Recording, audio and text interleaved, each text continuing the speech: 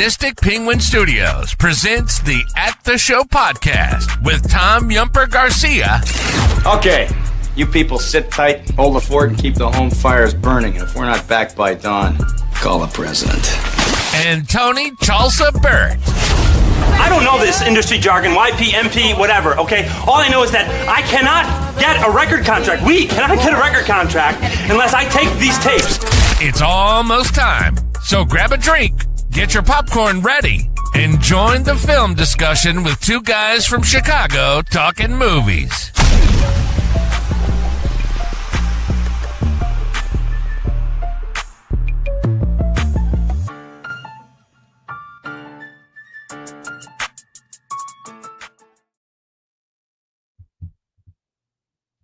Hello, and welcome to another episode of the At the Show podcast.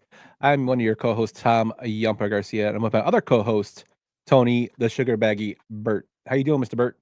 Doing good. I was just over here imagining how if I try to play that piano live in the studio for us, like like our intro, but yeah, probably All right. would not sound as good as that does. I miss you, even though it's only been a week. So how are you, my man?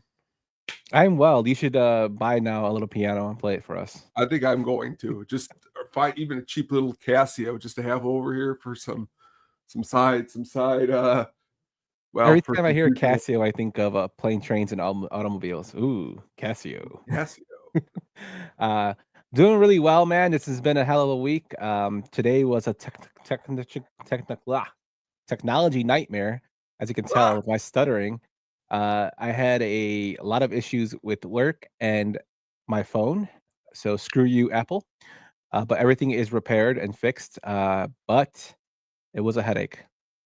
That is definitely everything that has to do with the phone these days because it's our main tool of communication. It sucks. Yes, extremely. But I'm really excited to talk some movies with you this week in our normal schedule. We're starting a little early because it is summertime. Well, I'm glad your phone got fixed because I would hate for you to be like Colin Farrell in phone booth. Is there even any phone booths around? No, but that would just be make it even that much more sucky for you to be Colin Farrell. To be honest with you, have you ever seen a phone booth? I know there's one, I think on Division Street, but I think it works, but it's more of a novelty. I don't think I've ever seen a phone booth. I've seen pay phones, but never a phone booth. Not like the cool ones you see in the movies. No, not like that. Not the ones that Superman runs in and runs right out of. Nothing like that. I wonder when they stop making those.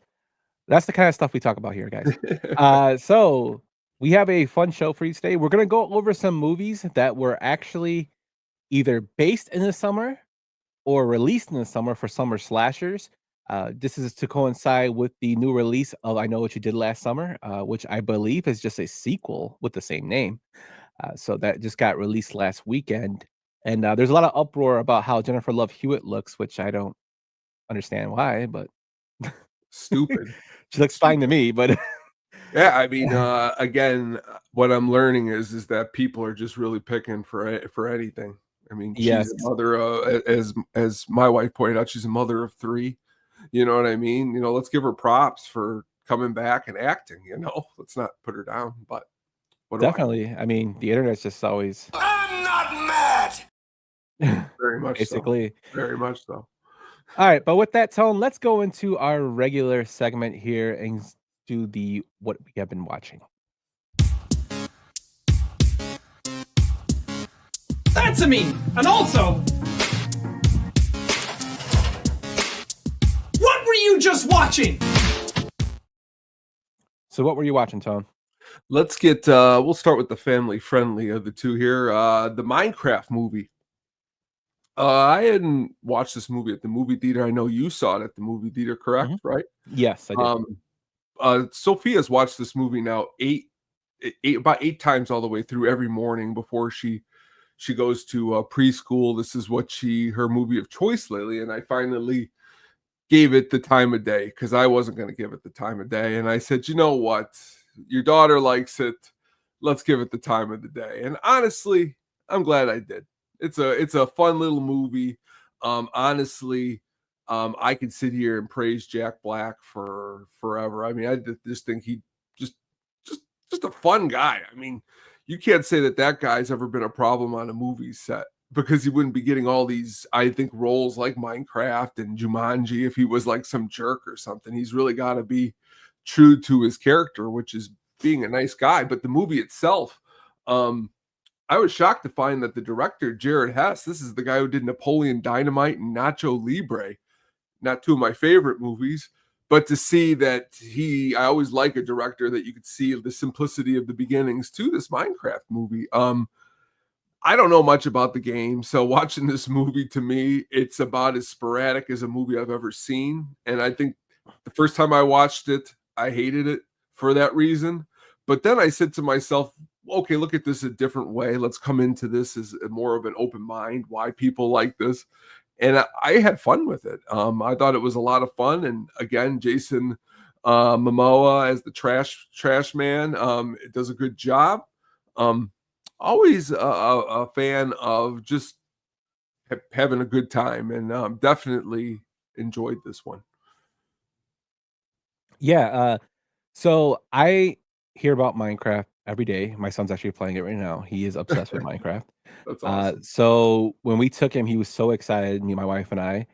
And he wasn't like screaming in the theater, but like every time something happened that he recognized, he would lean over and tell me and my wife about it. That's awesome.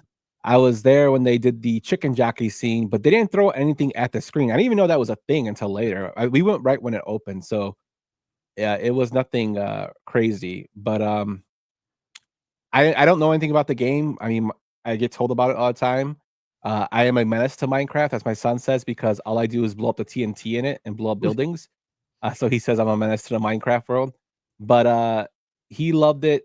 The movies actually wasn't that bad. It was actually enjoyable and funny. Jason Momoa was good. Jack Black was awesome. Although he's kind of losing his neck because he's but I love Jack Black.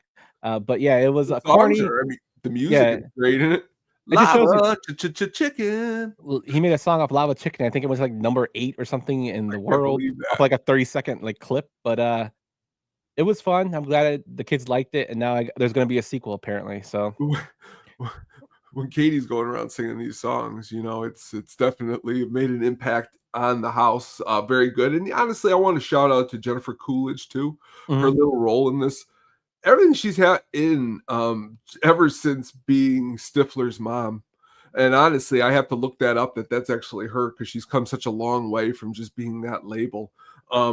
She does a great job in this. One of the villagers escapes, and she kind of like takes him in.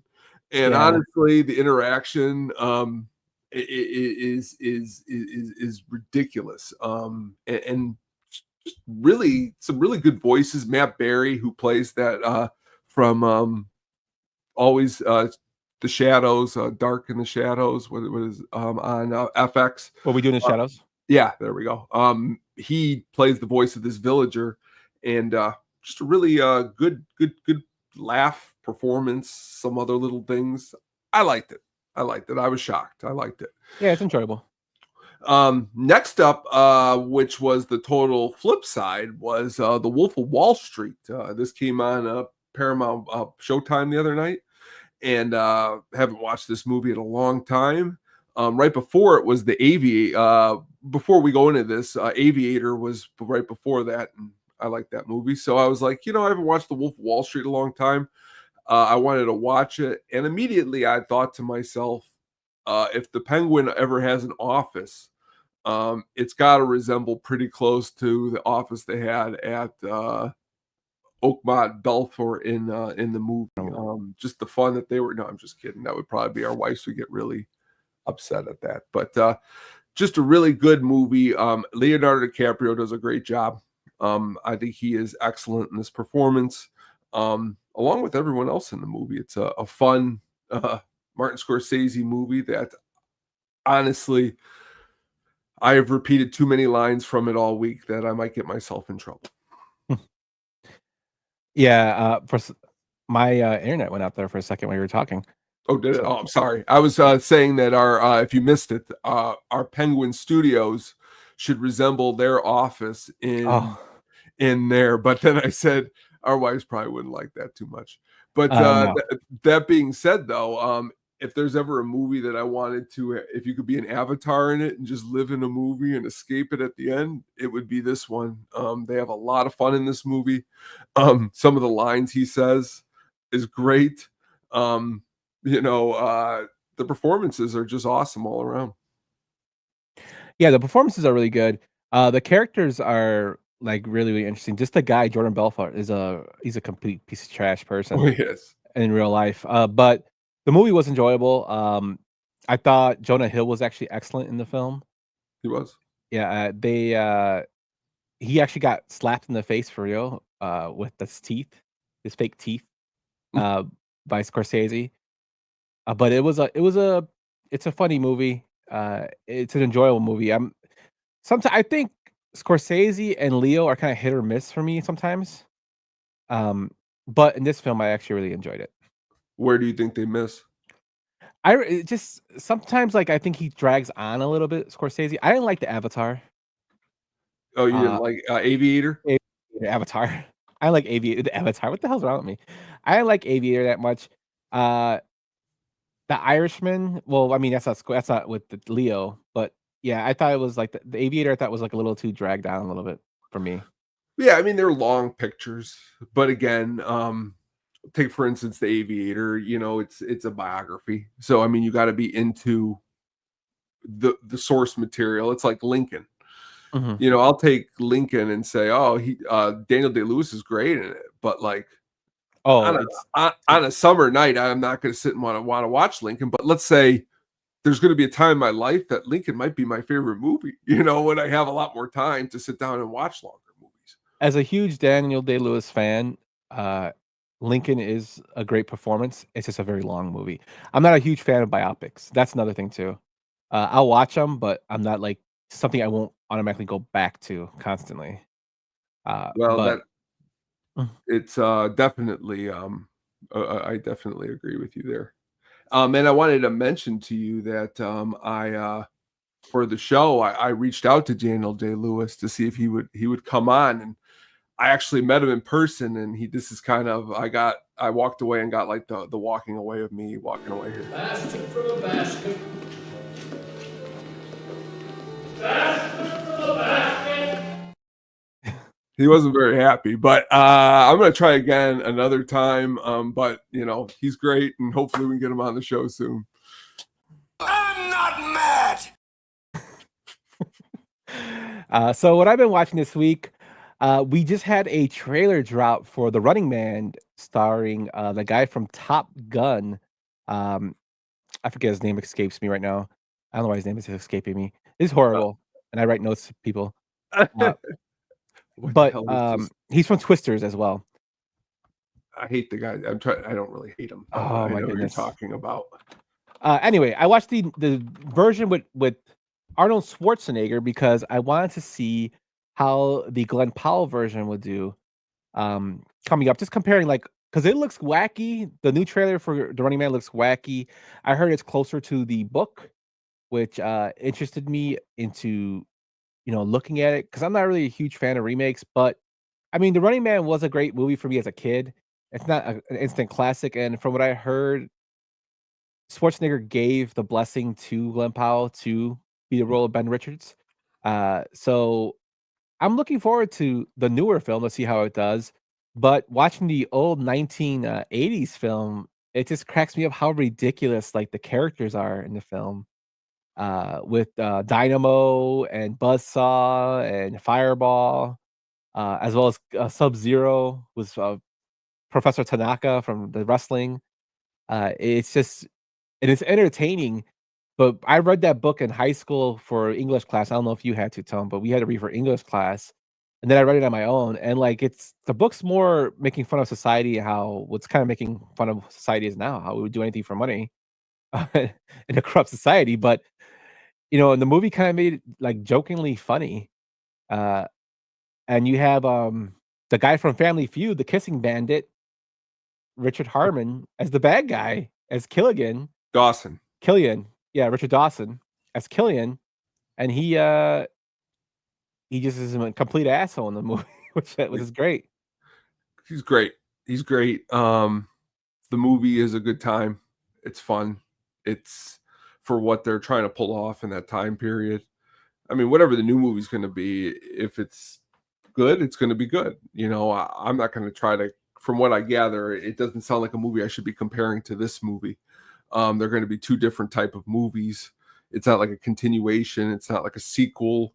That's just like, I hate to use this comparison, but when they came out with that Shining that was on ABC, and they're like, King was like, this is the real Shining. A lot of people are saying this one is the real Running Man. I mean, they got a good director. Okay. So we're going to see what happens. But back to this one, I mean, I think my favorite is the cheesiness in the beginning of how he gets convicted in the first place on that airplane. There's women and children down there. And the way just like that whole entire goes down. And he does a good job in this movie, being what they're calling for. And it's, to me, if there's no Running Man, you need Running Man before you get to Total Recall. So I think they're both like, awesome Schwarzenegger action vehicles. Yeah, definitely. It's crazy. Like Schwarzenegger is the biggest action star I think of my lifetime. I would say. I mean, he was like the man who ran the 80s. Him and Sly were always like competing, but we had a Schwarzenegger versus Stallone. I always think Schwarzenegger's movies are a little bit better, but that's just my opinion. They are. But they just left. They just, honestly, they're more like, Sly's got some great movies. I mean, we could talk about Cobra for days. It's just that, Schwarzenegger throws a harder punch. I think his movies do. Like, they leave just a little bit more. I think it's you really got to be in a Rocky and Rambo. And if you take them two out of the equation, Sly's running pretty thin. Yeah, I think it's also Schwarzenegger's comedy that he adds into his roles. It really great in this movie. How about Plane Zero? Yeah. I hope he has enough room in his stomach because I'm gonna run my fist and break a goddamn spine. But on top of that, my mom had surgery this week, so she has been kind of chilling on the couch, and we watched My Cousin Vinny during one of my lunch breaks, and it still holds up today as a classic comedy. Marissa Tomei. Everybody says that Marissa Tomei accidentally won that Oscar. She is magnificent in this film. She's hilarious, and her chemistry with Joe Pesci is awesome. The chemistry with the judge is awesome. Herman Munster is awesome. Everything just plays off so well in the film.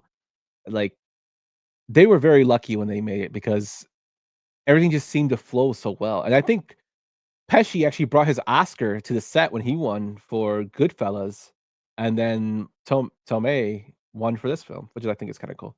What do you think about My Cousin Vinny? I know we did a deep dive on it, which I don't want to go too much into it, but what do you think about it, Tom? I'm laughing because this morning, No Way Home, that's what Sophia was watching, Spider-Man. And at the end, of course, Marissa Tomei is Aunt. And she came on the screen, and I said to Katie, I wish she was my aunt. And then Katie just looked at me. But Marissa Tomei is great in this movie. And honestly, Joe Pesci, when you're looking for something out of the box that isn't Goodfellas or Casino, it's a great performance. A movie that I watched this week to play along with this law is The Rainmaker. I hadn't watched that movie in such a long time. That's a pretty good movie. But back to this movie, law movies I'm all for it. We can talk about, there isn't a movie that has a judge in a case or anything that I don't enjoy. This is the first one that and really the only one, right? That's like a comedy. I mean, it's cool to see it that way. And I think that's what makes it so. I mean, there's Jury Duty. That is true. There is Jury Duty. That is very true. Classic in a way. Yeah, speaking of Pesci films, I've been kind of looking through some of his like filmography, and he doesn't act as much anymore. I mean, he of course is in his 80s. But have you ever seen the movie The Public Eye? No, but I know the box. As soon as you say it out loud, I see him with like the thing. Yes. Yeah. So it's one of those films that when we used to rent movies, he used to be in the trailers. That's what I always think about because he was known as Burnsy in the movie, and I've seen it a couple times. It's actually a very, very decent film. I'll have to watch that.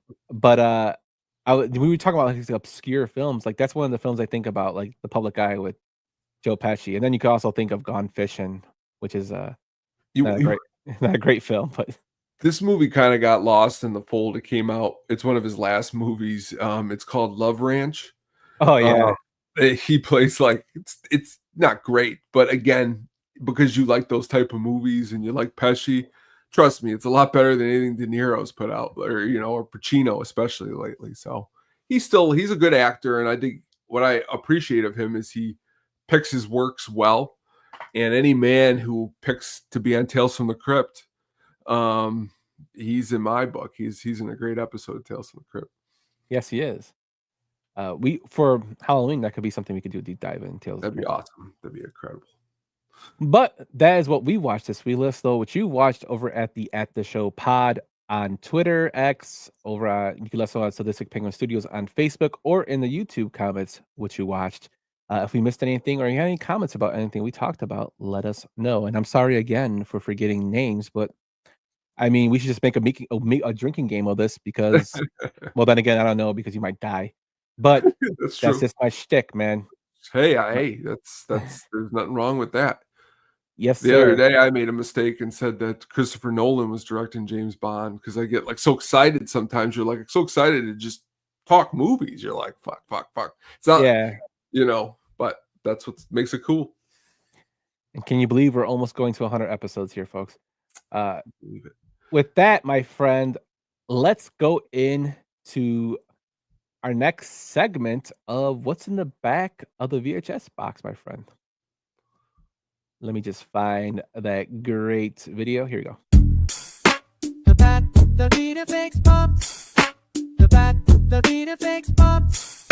The bat, the beat effects pops. All right, my friend. So here's a good one for you, Tone. It has to do with our theme, so I'll give you a little hint there. So the town hasn't thrown a Valentine's Day dance in 20 years. Not since tragedy struck deep below the surface. But when the party finally returns, so does something else. Something wearing a gas mask and wielding a pickaxe. Now, beneath heart-shaped decorations and teenage hormones, a nightmare is tunneling its way back. Roses are red, violets are blue. You open this card, and it might be the last thing you do. Isn't it? Is it Valentine's Day Massacre? No, it's close. I know the movie. That's the Al Capone. Because I saw didn't they make a remake? Yeah, they made a remake. This is the 1981. Oh, my Bloody Valentine. Yes, sir. I love the answer it gives me too. It's like gas mask, pickaxe, Valentine's Day. It's got love, gore, and coal dust all over it. All right, Tone, you are 1 and 2 for the back of the VHS box.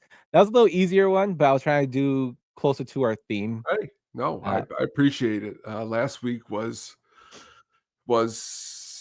something. Hans got it without even seeing the movie. I know.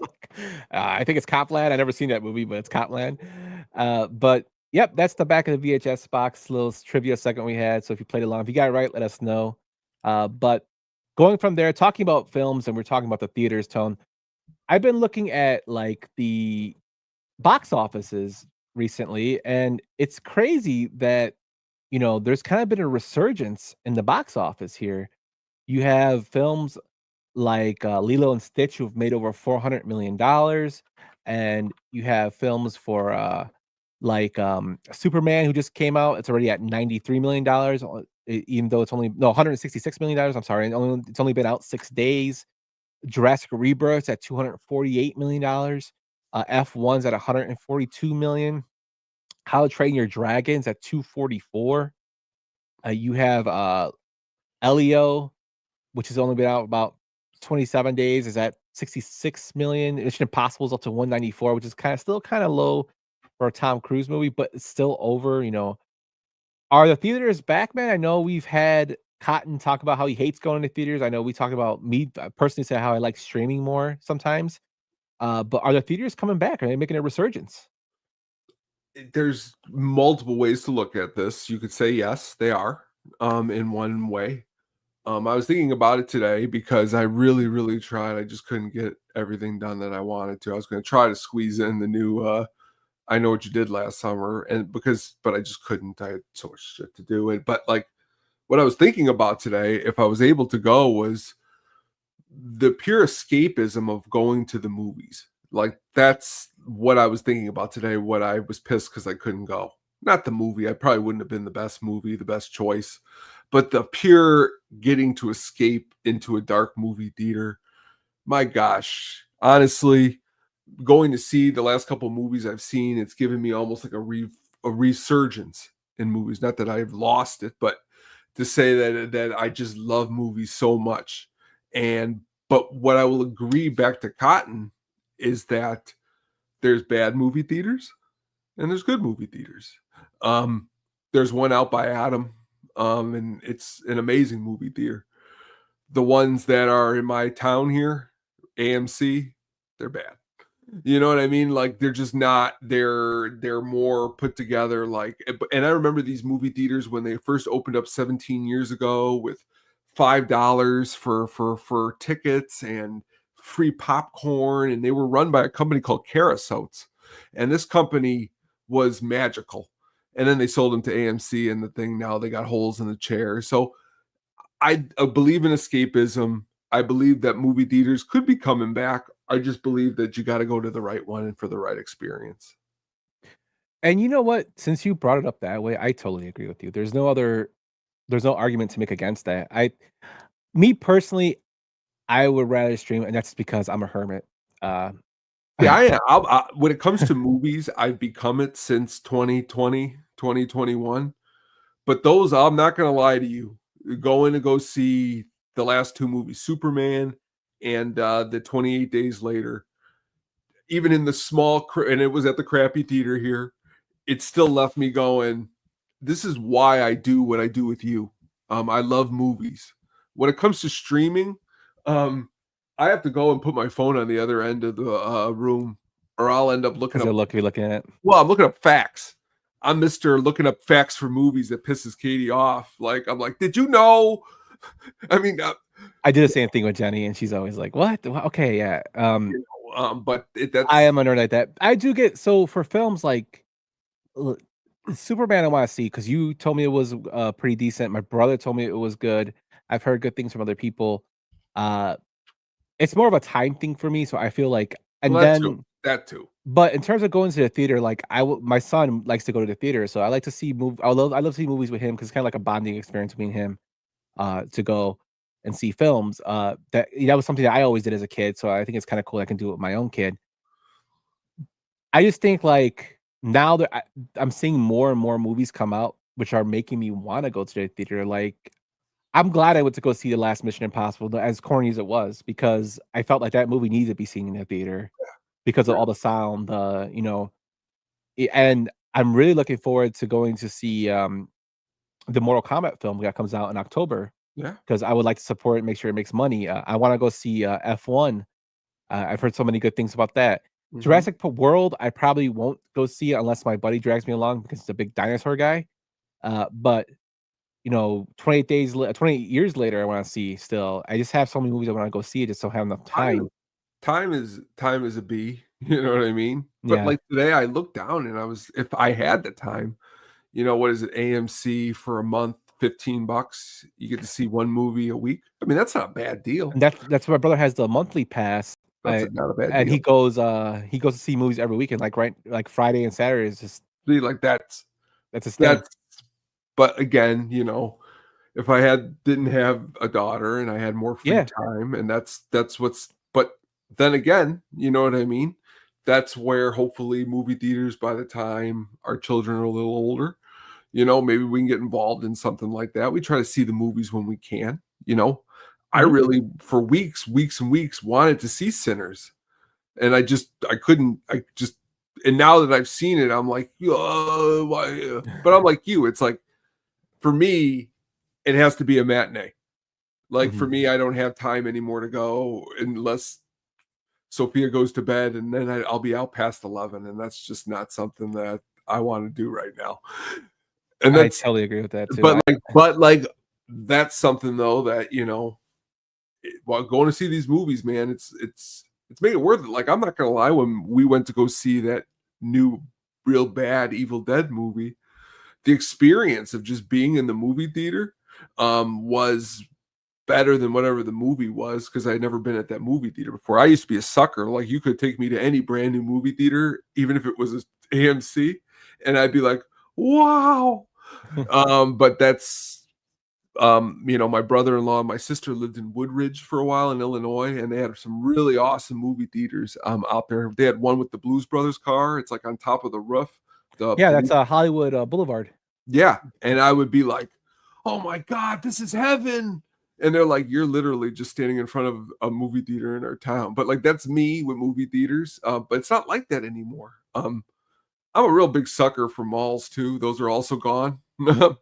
You can't go and get that experience anymore. I mean, it just doesn't feel the way it used to feel. And that's kind of, I think I've noticed this too, and it's probably because I am close to turning 40.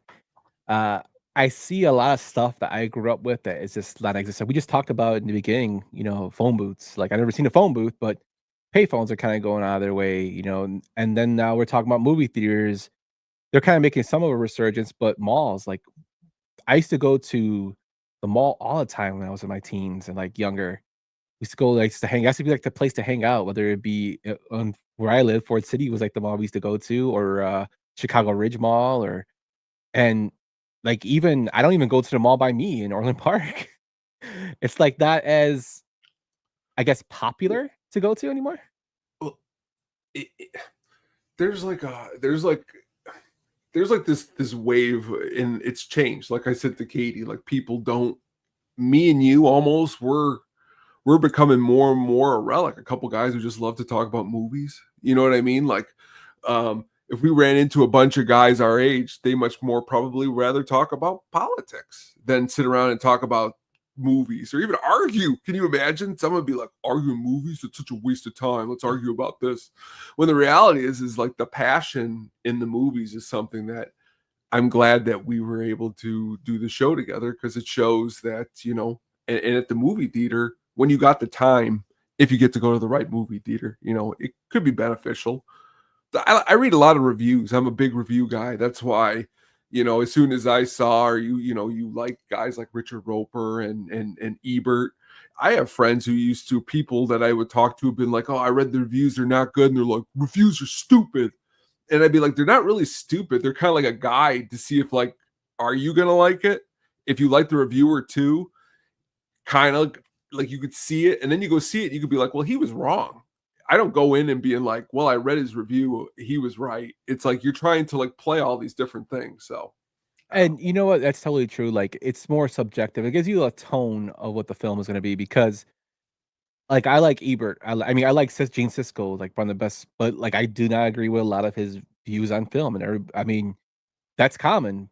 Ebert, although he supported a lot of horror movies, like, he was not a huge fan of like like certain horror movies. Siskel hated The Crow, and Ebert loved it. Like, Ebert hated The Usual Suspects, and Siskel loved it. Like, stuff like that is just it's subjective in terms of film. And I'm pretty sure I've disagreed with Roper's view on film. Oh, Nope. He loved Nope, and I hated Nope. But when I was on Twitter, I would ask him like what he thought about film, and he would tell me if he screened it. And usually if he screened it, that means they were open to criticism, but he'd usually be like, well, they never gave us a chance to screen it, so you know what that means, which meant the movie was probably going to be bad, and they didn't want to be, destroyed by them. But it's all subjective. Like, some people's most hated movies, some people's favorites. Like, perfect example, Zoe hates The Pest. Me and my brother fucking love that movie. It's all subjective, man. You're not completely wrong in what you think. I might disagree with you, but it doesn't mean that you're completely wrong. Like, you know what I mean? Like, I don't like The Natural. You like it, and a lot of people do. It doesn't mean I'm wrong. It doesn't mean you're correct. It's just my taste versus your taste. It's kind of like food. Sometimes you like to eat stuff, and even though it might not taste good to you, it might taste good to other people. My question to you is do you believe sometimes like a movie theater or an experience that could switch with somebody? Like, if let's say your grandfather, you would walk in as a little kid and he would always have the natural on, the ending, and he would blast it. Would you take it because he liked it? And when you were a little kid, you were like, wow, in awe watching that ending. So like, that's why I like it. But if you didn't experience that and you try to watch that movie at like 19 or 17 and there was no connection to you in that movie, well, then of course, that's why movies are all like, who did you see? Oh yeah. I mean, I used to say this all the time on the old show. Like when you sit around with your buddies, like if me and you sat around and watched The Wolf of Wall Street, we'd be laughing, we'd be having a good time. You know, if we sat around and watched The Aviator, we'd probably be quiet. You know what I mean? Like movies make you feel certain ways when you watch them. Yeah, and speaking of making me feel a certain way, this is kind of I texted you this the other day. My wife turned on Beetlejuice, and I was whose house? Yum's house. I was really excited about when the movie came out. We were gonna have a film event around it. And to be honest with you, you know what? Jen told me after we saw it, aren't you glad you didn't have a film event around it? And I'm like, yeah, I can't believe it felt like it was just going in too many directions. I don't know what it was. I don't know the premise of it. It was just really, yeah, it was terrible. In my opinion, I didn't really like it. I love Michael Keaton. Don't get me wrong. Michael Keaton's the man. And I really like how many Winona stars Ryder. out of 4? Oh man, 1.5. I didn't enjoy it that much. I mean, it's not the worst film I've ever seen. I'm It's giving not it for a half Room a bad. star. I'm giving it a half a star. And the half a star is the way that they pretty much took care of Jeffrey Jones, because he's kind of like a scumbag in real life. Yeah. So they made him in the movie like half of his body, like so you never saw the top half. He was just like legs walking around. That cartoon at the beginning to explain that was kind of creative. That gets a half a point. That didn't even need to be explained. Just say he died. Well, I think they were trying to spit in his face because he's still alive and he's a pedo. But to say that his character isn't killed off, but in the land of the unliving, he's just a half a body and you don't really use him. He's just mumbling. It was kind of creative. But again, in a movie with Willem Dafoe, you have, honestly, it didn't feel like as practical of the effects as they said that they use. It still felt like a lot of new stuff. And the original took place in a house. This movie tries to expand to the whole town. Didn't get the job Did done. they ever explain what happened to Alec Baldwin and Gina Davis's character? I believe at the very beginning they said they just kind of like left or had other things to do. I could be wrong. Because I know Lydia's like the kind of like a psychic on the dead and whatnot. I mean, I like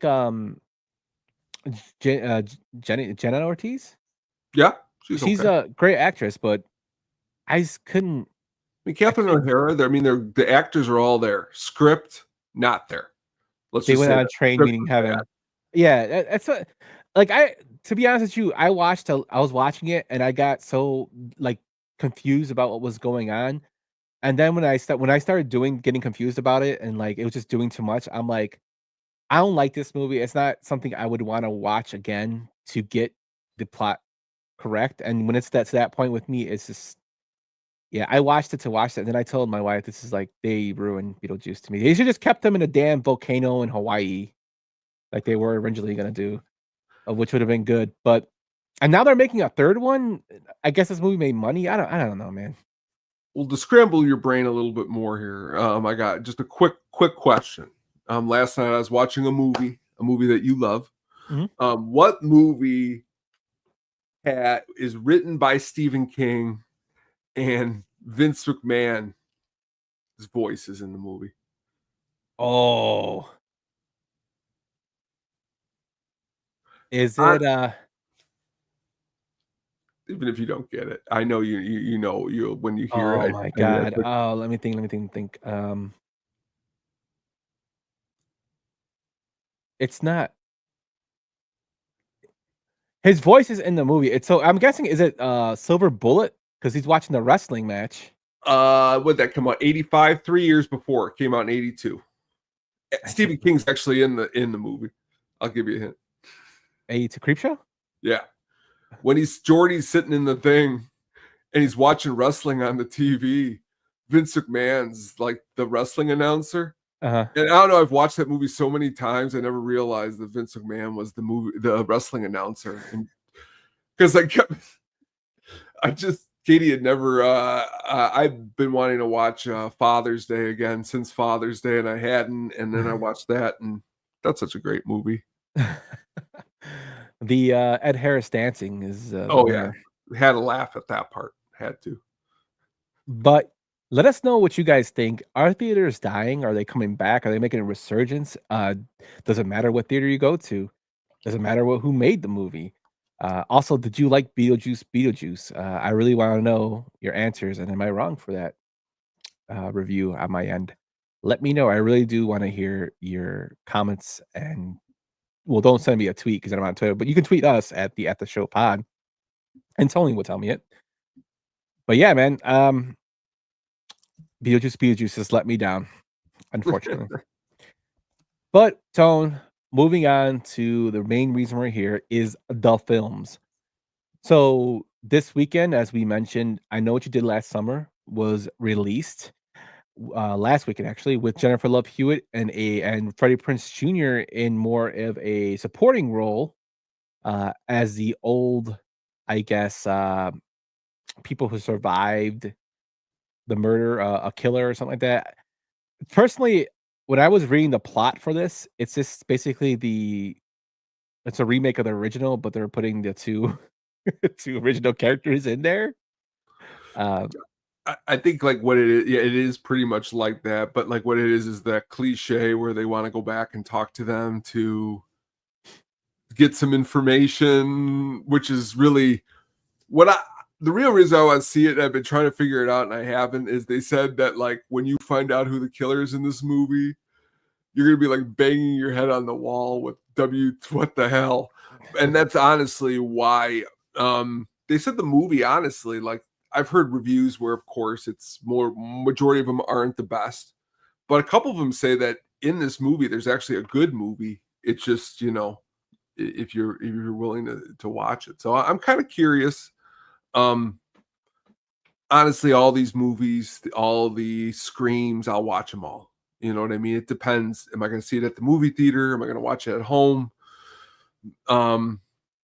That's why movies like this, if you can't get into like a matinee for cheaper, you might as well wait till it gets on streaming. But we'll have to wait and see what the weekend box office brings. Yeah. So we gotta see what happens. Best of luck to them. I just saw Final Destination hit 146 million. So who's the killer? Was it Old Man Withers from the Haunted Misery? He would have got away with it. It wasn't for you meddling kids. But yeah, so that movie came out and it gave us an idea to do this because for some reason slashers are released in the summertime or based in the summer, and we decided let's talk about these films and go into our 5 and 5 of this. And what best film to start off with than the original? And he's watching us and waiting. What are you waiting for, huh? What are you waiting for? That's some A+ acting right there. For I Know What You Did Last Summer, released in 1997, directed by Jim Gillespie, who did Detox, Joyride, Billionaire Ransom, and Queen Made in Heaven. It stars Jennifer Love Hewitt, Sarah Michelle Gellar, Anne Heche, Freddie Prinze Jr., Ryan Phillippe, and Muse Watson. It had a budget of $17 million and a box office of $125 million. Tone, we can't do a review that was based or inspired by I Know What You Did Last Summer without using the original, and that's why I picked it. This film, I remember for the longest, was called a ripoff of Scream. Everybody says, oh, it's a Scream ripoff. And I'm like, not really. I mean, Scream had Wes Craven and this had a fisherman. You know? But I mean, I thought the premise was kind of cool. Like they think they kill somebody and then he's trying to come back and kill them. Which to me is like, that could really happen in real life. I mean, if you think about it. Also had Jennifer Love Hewitt, who was like really huge in the 90s. A lot of guys' crushes were on her. I never thought of much of this. I'm not a slasher guy to begin with, but this one always bothered me. Oh, why is that, Brian? Why did this one bother you? This one Freddie had. Prinze Jr. He liked him more in Oh, I love Freddie Prinze Wing Jr. Commander. He was awesome in. Oh man, he's done so many movies with Matt Lillard. It's I pretty know. funny. Summer Catch. Summer Uh, Catch. Yeah, but you know, Kevin Williamson wrote this script before Scream, so it wasn't brought until Scream's success, which I thought was kind of funny. Uh, that took Scream to make this become a success. And speaking of being a ripoff, so, Melissa Joan Hart, Clarissa Explains It All, herself said that she turned down the lead because she called it a Scream ripoff. Um, like I said, I don't think it is a it is a Scream ripoff. I think it is something different.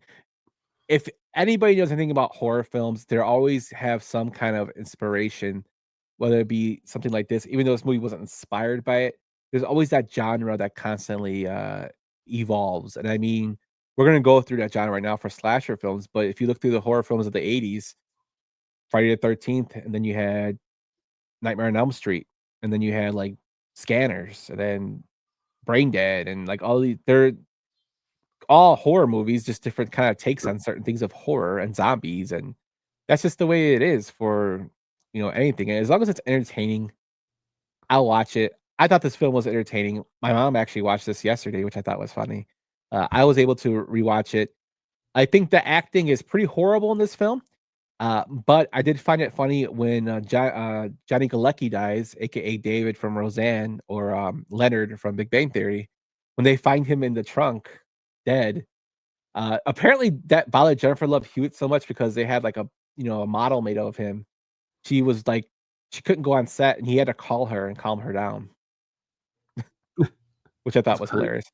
But this film, like I said, it's just another 90s slasher, and I guess I wish it success in, it's one of those franchises from the 90s that, goes with the Final Destination franchise. Like, it's just one of those things that kind of rode the coattails of a successful film, even though it was written before, and now we're seeing I guess a remake or reboot. What do you think about this one, Tom? Well, first, in a couple minutes, I'm going to try to say it really quickly here. I call BS on when people say things like the Friday the 13th and the Nightmare on the Elm Streets and the Halloweens. Those movies are all clearly different to me. Maybe it's because I've spent so much time watching them. I will admit that when this movie first came out, I kind of was like, oh, it came out when Scream came out. But like when you really think about the slasher genre, it's all pretty much the same movie. The characters are all just different. They range in stupidity. To the point where Katie this week even said her coworker, she's like, yeah, she's the first one that would die in a slasher movie. She didn't even know we were doing a slasher movie this week. But that's the thing, is these characters are, some of them are cliche. And I think that's why I like slasher movies, because you just kind of like let loose and have ridiculous. I mean, Ryan Felipe in this movie is off the chain of ridiculousness. And he was just in Lincoln Lawyer, which I watched, was on TV, and he pretty much plays the same role again, just like an older version of him. And then he plays, kind of that same character in Cruel Intentions. So like the thing about this movie is like you have to suspend belief. It's stupidity. But like you can't tell, like I can't, when me and my friends were watching this in the movie theater, when David showed up on the screen from Roseanne, the way we were laughing so hard, because like it's partly stupid. Like that's why I love them. That's why I love these movies. Now, this movie in particular, I don't think it's a great movie, but I also think that there are things in it that I've always really, really enjoyed. I love the soundtrack to this movie. If you ask me what is one of the greatest intros to a slasher movie, I would say it was this movie.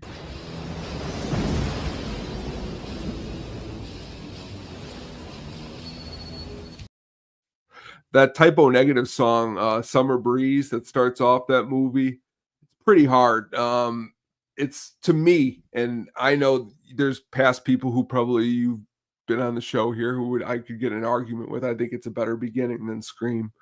Just because when you sit there and you think of like what this movie's going for, which it's going for like that ocean locale feel, Scream's in a house, okay? Like Scream is great when it came out. Scream was a reintroduction to a genre that needed to be reintroduced. This movie is just it's different because it doesn't take place like in a house. I like it because it takes place outside a lot more. It's ridiculous. I was not happy with who the killer was in the movie. I'll be honest with you. I thought it was stupid. Like they could have did better with that. But all things aside, it's cheesy fun. Yeah, the Drew Barrymore scene in Scream is iconic. But that was kind of a rehashing of Psycho because one of the big stars, Jamie Lee Curtis's mom, was killed off in Psycho. But talk about this film. It's actually based off a book that was released in '73 under the same name by Lois Duncan. This film is loosely based off it. Um, the opening, as you said, it reminds me of. I got a lot of Lost Boy feels because when they're going through the water, but they go into the Coney Island little. Well, I think I look at Coney Island, but it's Santa Carla little like carnival area. That's what I get when I watch the film. So it kind of reminds you back of Lost Boys. I don't know if they were going for that, but it is a pretty awesome song that opens up for this film. Speaking of Jennifer Love Hewitt, she had to wear cleavage revealing tops for this film. Oh, because she refused to do a nude scene. well, damn Hollywood. And Freddie Prinze Jr. wasn't considered the studio's first pick because they thought he was too soft and they had to screen test him 4 to 5 times. It's interesting. Poor Freddie Prinze. The soundtrack rocks for this one. I mean, Offspring, Kula Shaker, Soul Asylum, Told to What Sprockets, Korn. You know, I mean, yeah. it's there isn't many. What's the word I'm looking for? There ain't a whole lot of slasher soundtracks that kick ass. One's a pretty good one. Yeah, and to be honest with you, another like slasher that we're not going to talk about that I really like that has a good soundtrack is the remake of Prom Night. That film opens up with them going over water too, and it's over Ben Taylor's rendition of Time of the Season. Yeah, which I was the Ben Taylor band, which I really like. For a long time. Isn't the killer in that movie the guy from That Thing You Do? Yeah, I think so. Yes. Now I remember the movie. Yeah, but that is the first. I Know What You Did Last Summer. Who would have thunk it? Tony went with the sequel. Look, I'm sorry, but you could have been the one doing all this. And so could you, crazy bitch. Hey, you're the one who broke into my hiding place. I'm sorry. I must have missed the sign. Excuse me, but this place didn't have a murder rate until you people showed up.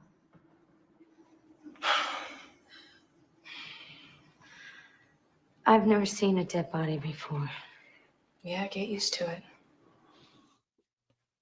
I Still Know What You Did Last Summer, but the more excellent acting, released in 1998, directed by Danny Cannon, who did Judge Dredd, Strangers, The Young Americans, and Phoenix. Again, stars Freddie Prinze Jr. along with Jennifer Love Hewitt, Brandy Norwood, Mekhi Phifer, Bill Cobbs, Jennifer Esposito, and Jeffrey Combs. This film had a budget of $65 million and a box office of $40 million. Tone, tell me why you picked the sequel, man. Jack Black. Back to Jack Black. His role in this movie. I mean, geez, man. To see that he's gone from this to one of the highest grossing movies of the year. You can't tell me that, man. That ain't an awesome career arc. So, before you get into more of your breakdown, when I saw Jack Black in this, he has the dreads in this film, it reminded me of the film with Arnold and with Gary O'Brien, End of Days, with that weird guy, that like albino guy that just like falls apart on the train. That's the kind of vibes I got of his look when I saw it. And I'm like, oh my God. But continue. Ridiculous. Again, like I said, all these slasher movies, you need the characters to add the ridiculousness. The plot is not as good as the first one. The idea that, again, he's coming back again was a stretch, I think, when I first saw it. But again, it's fun. Okay, that's why they make these movies for you to have fun. Did you say it lost money? Oh yeah, it lost 25 mil. Oh wow. See, I was always thinking that's probably why they never did anything more than this, because it wasn't successful. And honestly, I don't know, going the route of Mekhi Phifer and Brandy and bringing back, Freddie Prinze Jr., those three, you could have probably, I don't know. You know what I mean? I don't know, having it again and in that locale. Where were they on this island? Jamaica, I think. Bahamas. Again, not, you're going further away, and it's just, I don't know. I don't know about this one, but fun. My favorite random Jack Black role as a DJ at the house party in the movie Bye Bye Love. He was also in the Never Ending Story Part 3. He was one of the bad guys. Is he in the Jackal? He is in the Jackal. He gets shot by Bruce Willis. He gets blown up by Bruce Willis. That's great. So, a couple of trivia facts about this film. Well, my take on it is it wasn't as good as the original, and I thought the ending of this one was stupid as well. But a couple like little facts about this. For 27 years, this was Jennifer Love Hewitt's final horror film until she returned for the recent I Know What You Did Last Summer, avoiding typecasting as a scream queen. This film also had a karaoke sang live by Jennifer Love Hewitt. She's a trained singer. For the karaoke scene, she actually is a trained singer, which I thought was pretty funny. And you have Brandy there, so I mean, yeah. This was Jack Black's first horror film, though he remains uncredited for unknown reasons. I mean, maybe he didn't want to be known because he had dreads in his film. But my favorite trivia fact, Tone, is that Nancy's character, played by Jennifer Esposito, her description in the script read, Nancy looks just like Jennifer Esposito. Or Airborne, of course. What's my wife doing here? Oh, man. But yeah, I don't... this film, I can see why it lost money. It's funny that Jim Gillespie came on and said that he decided to return and then stayed, I don't want to come back because I like the premise and I think it killed the franchise a little. I mean, it killed it a lot. This was not a good... It was like a rehashing, and it was just, I don't know. It was a dumb premise, but then again, I've seen a bunch of dumb premises for films. But was it great? No. Was it horrible? No. But it wasn't. Jack Black's probably the saving grace of this film, to be honest with you. If you're having someone over, you know what I mean, you're probably 10 times out of 10 watch the first one and then not even watch the second one and go to another slasher movie. And I still think the name of the movie is hilarious. I still know what you did last summer. But that's what's confusing about the new one, because even when I was looking up the new one, it's the same title as the first one. So that's what they that's what Ketchup sometimes. Ketchup. Ketchup. Catsup. That's how I feel about when the movies do that. Ketchup. Catsup from the Simpsons old bit with Burns when he's at the grocery store. Yeah, not a great film. It had like a bunch of big time like people in, I guess, music with Brandy in it, and then you have Mekhi Phifer, who was up and coming. I mean, he was in Honey, and then he's in what do you call damn, what was he in? Was he in I can't think of any other movie Mekhi Phifer was in. He was like really big in the 90s. He was in Clockers. Oh yeah, Clockers. But he was in some other big films too. I know he was in 8 Mile, Paid in Full. That was more in the 2000s. The tell me you're talking about was not as banging for the sequels it was for the first one. They went Soul Food. That was the film he was in 97. I couldn't remember. But yeah, and Jennifer Esposito, who I'm a big fan of her work too. I loved her in Summer of Sam as Adrian Brody's girlfriend. Oh yeah, that was good. But Bill Cobbs is another guy. He's the poor man's Ozzie Davis. Like I love Bill Cobbs. He's a poor man's. He's in People Under the Stairs. He's the poor man's Ozzie Davis. Like I always thought of him that way because he's in every film and you know him. He just he's like plays character actors and characters, and I could totally see Bill Cobb doing a boxing movie like in Gladiator, like Ozzie Davis, like being Noah the trainer. Like it's just but. Somebody had some pull because they decided for track 2 on the soundtrack to have Jennifer Love Hewitt sing a song. Well, I told you she's a trained singer, man. Well, that's what I said, but like the first one's got all these awesome bands, and then the second one, you're like, I recognize 9 of the song bands on here, and then you're like, okay, we're gonna do Orgy and Jennifer Love Hewitt. Like it's just quite a downfall, especially considering, they put, let's see here, more money into this one than the original.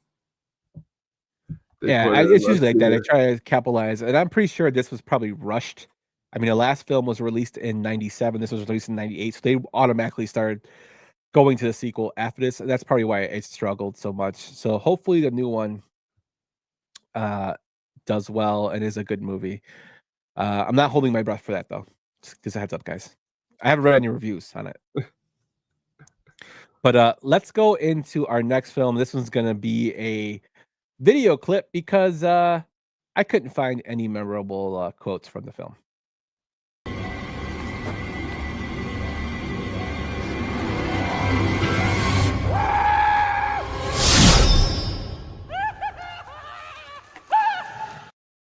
Talk about a film about hillbillies that has like gone off its own rails. 2003's Wrong Turn, directed by Rob Schmidt, who did Crime and Punishment in Suburbia, The Alphabet Killer, and Speed of Life. It stars Eliza Dirkshoe, Jennifer Sisto, Emmanuel Chiricu, I guess that's her name, Desmond Harrington, and Lindy Booth. At a budget of $12.6 million and a box office of $28.6 million. The reason I picked this film is we were speaking about movie theater experiences. I took my then girlfriend to Fort City to see this film, and this film scared her. And I was like, wow, I guess I can't take you to see horror movies.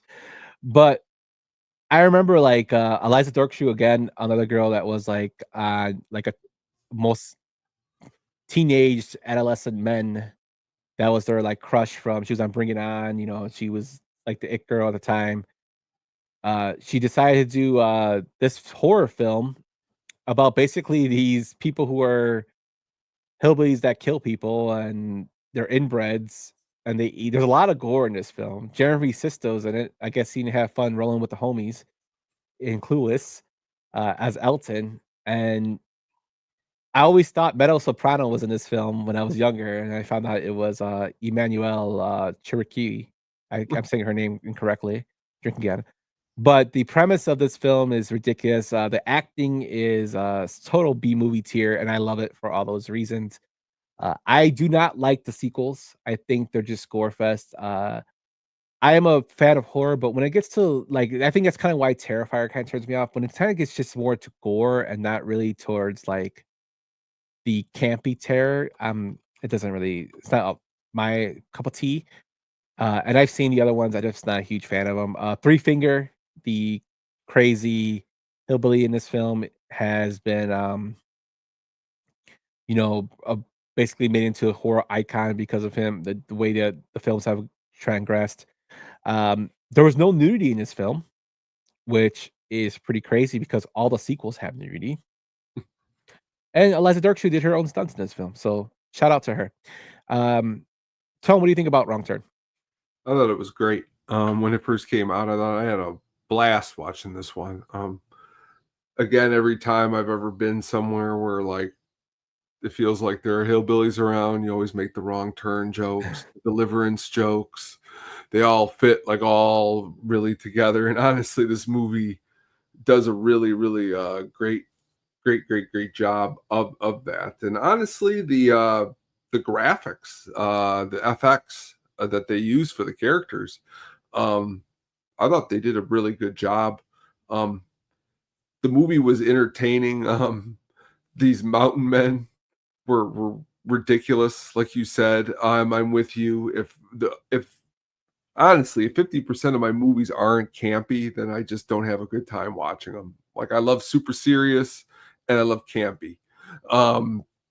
If it's neither one, it's it could not be good. Yeah, honestly, I love all movies. I don't even know. No, it makes sense. I totally agree with you. The thing is, though, like I actually like this film, and I actually like the reboot. I thought the reboot was a good. Like, that wasn't terrible. It was a good change of a story. I mean, it didn't play into the inbred like this film did. it was more of a cult, which I thought was kind of cool. Like, Mhm. this film didn't bother me because it was like it reminded me of an 80s slasher. It remind and you know it was what you got. You basically paid for what you're gonna see. Uh, basically killers, but this time you knew who the killers were, and you're trying to get away from them. Um, I did find it hilarious when they were walking on the trees. That always made me laugh. Like they're so graceful to walk on the tree, the tree limbs to get away from the mountain men. Anytime what's the word I'm looking for? You have these sequels come out of these movies that are straight to DVD or straight to VHS, usually not good. Like honestly, all of the sequels to movies like this just aren't good at all. The best part is their names of the mountain men, which is one of them's name is One Eye. The character you're showing on the screen right now, if you're not watching us, check us out on YouTube, SadisticPenguinStudios.com, is Three Fingers, and the other one is Sawtooth. The other one, Yeah, Sawtooth. 3 of them. And Rob Schmidt, who directed the film, said it was a tribute to the Texas Chainsaw Massacre and The Hills Have Eyes, and I could totally see the homage he gave in the film to those, especially Hills Have Eyes. I could totally see him the homage he gave to it. Yeah, I enjoyed it. It is for what you basically pay for what you got. Yeah, like it wasn't like man, this isn't what I was expecting. You know what I mean? Like that's why I think for the most part with slasher movies, you could go into there thinking to yourself, you're getting what you're paid for the most part. Now, when you start playing around with sequels and prequels and this is and that's, it gets a little washy. But for a first movie, generally it works. Yeah, and this was a successful, first movie in terms of the franchise, and everything went downhill after that. But I mean, it usually does, like you said. Um, one of the cool things about this is the promotion for this was minimal because they considered the trailers too intense, uh, which I think kind of intrigued me because it didn't come on TV that often, and it kind of got me wanting to go see the film, which is why I went to go see it. Uh, if you haven't seen this one, check it out. It's worth your time. Well, I mean, yeah, I mean, it's become kind of a cult classic, I Mhm. would say. And definitely, I haven't met anybody who's ever seen this one, horror fans, that doesn't say it's not good. I mean, It's got good death scenes too. Like, it does. I mean, honestly, for what it is, I would put this as a classic for what it is, for the time period it came out. yep. Years before the film, John Carpenter wrote a similar unproduced script titled Prey. Ooh. So Now, Mhm. did you ever watch Dexter at all? No. See, like when we watched Dexter, and then I watched this movie, and Desmond Harrington was in Dexter. So, he's in this movie with that car, and then you're like, I love doing that. I love watching television shows, watching movies, and then being like, Katie hates this too. Katie, that's the guy from Dexter. We're watching him in Dexter too. And she's like, yeah, I don't really care that connection. But to me, it's like, it's my brother, and I'm putting puzzles together for someone else. Like, I just love. And that's why Katie and my wife get along so well. I know. Nod.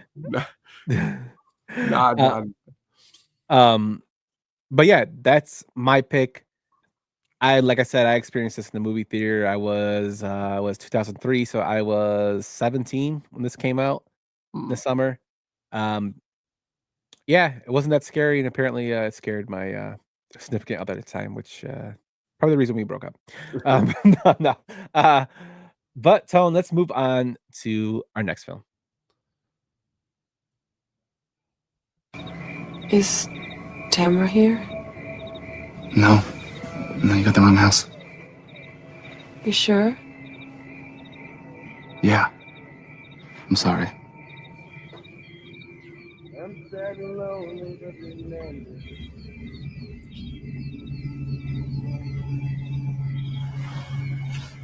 See you later. 2008's The Strangers, directed by Brian Bertino, who also did The Dark and The Wicked, The Monster and Mockingbird. It stars Scott Speedman, Liv Tyler, and Hema Ward. It had a budget of $9 million and a box office of $82 million. Tone, tell me why you picked The Strangers, my friend. You know, looking back, coming out in 2008, going to see this in the movie theater, the vibes that this movie was putting out, it's definitely, it was creeping me out. And I don't really get creeped out very, very much. The script, the directing, the acting, the music, I felt like it was all right there in place for success, and it was successful. My big problem, which we can get to in a few minutes, is like we talked about before, the sequels. God, are they awful?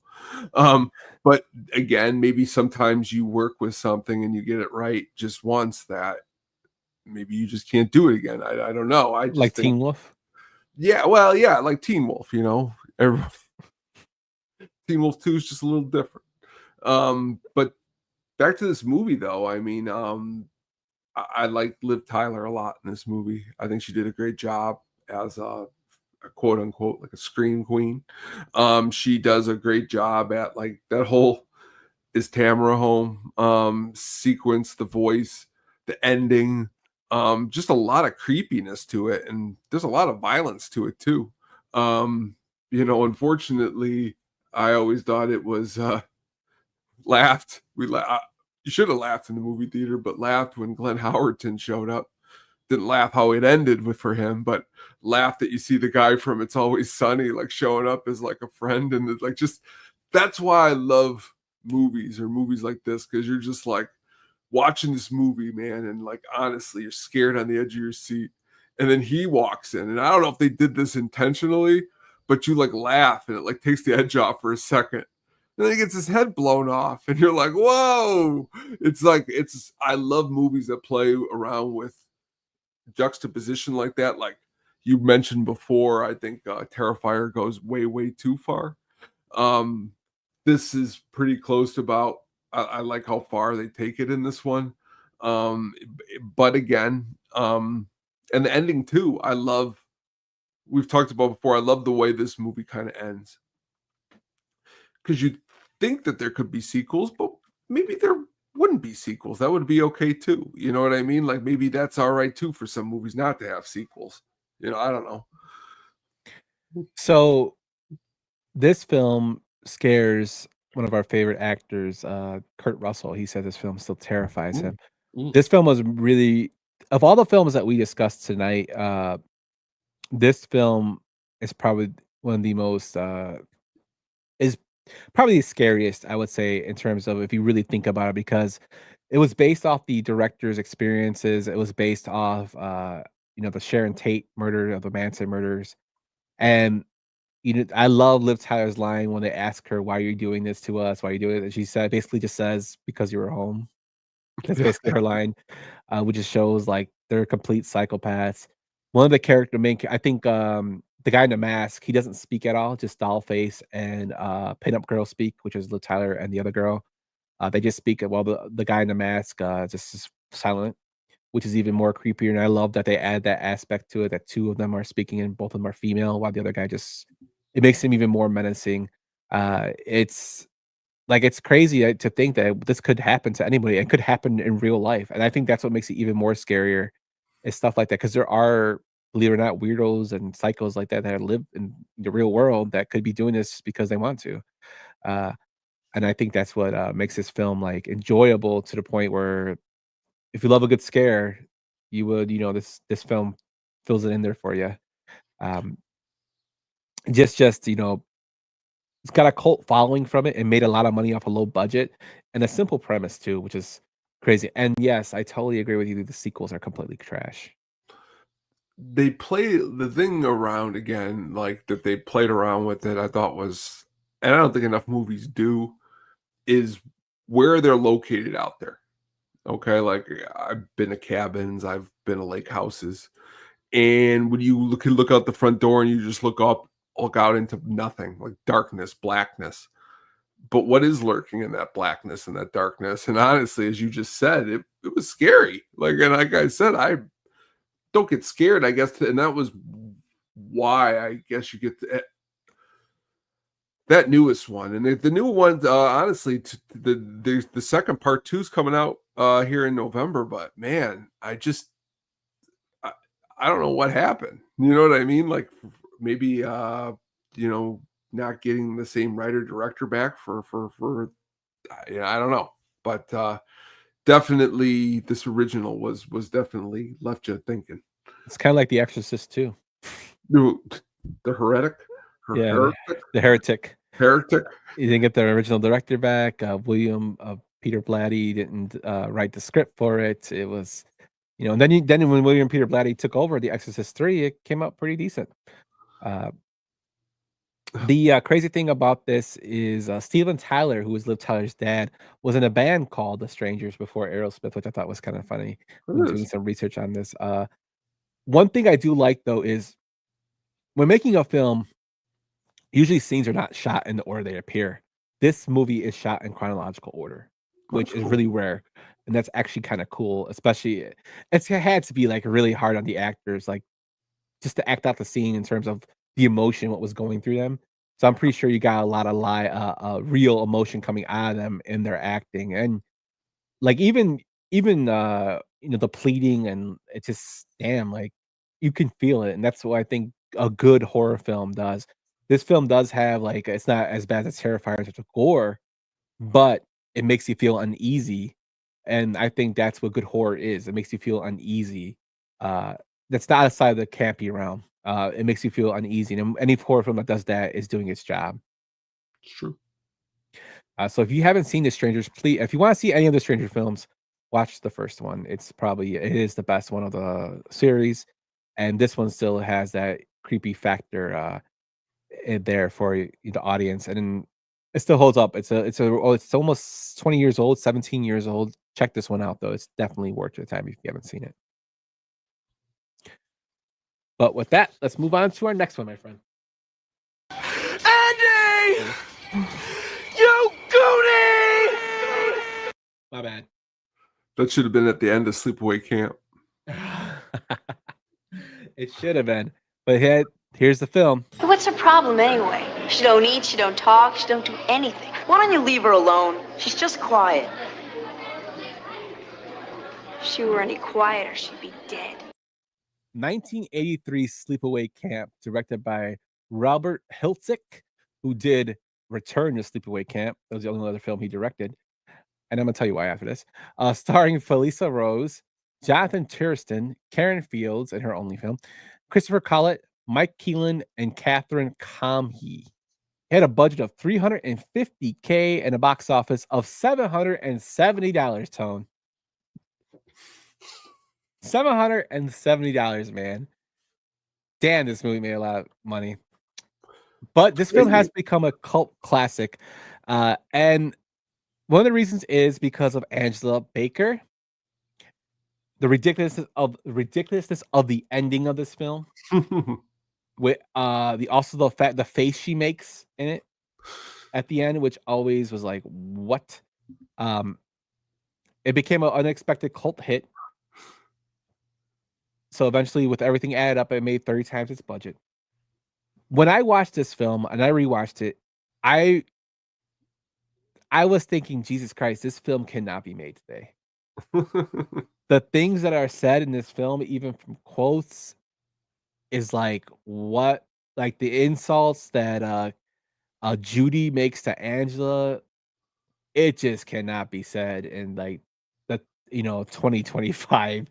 The shit that the guys are saying when the girls are running cannot be said. This is totally like 1980s lowbrow like stuff. I was like, wow, this is.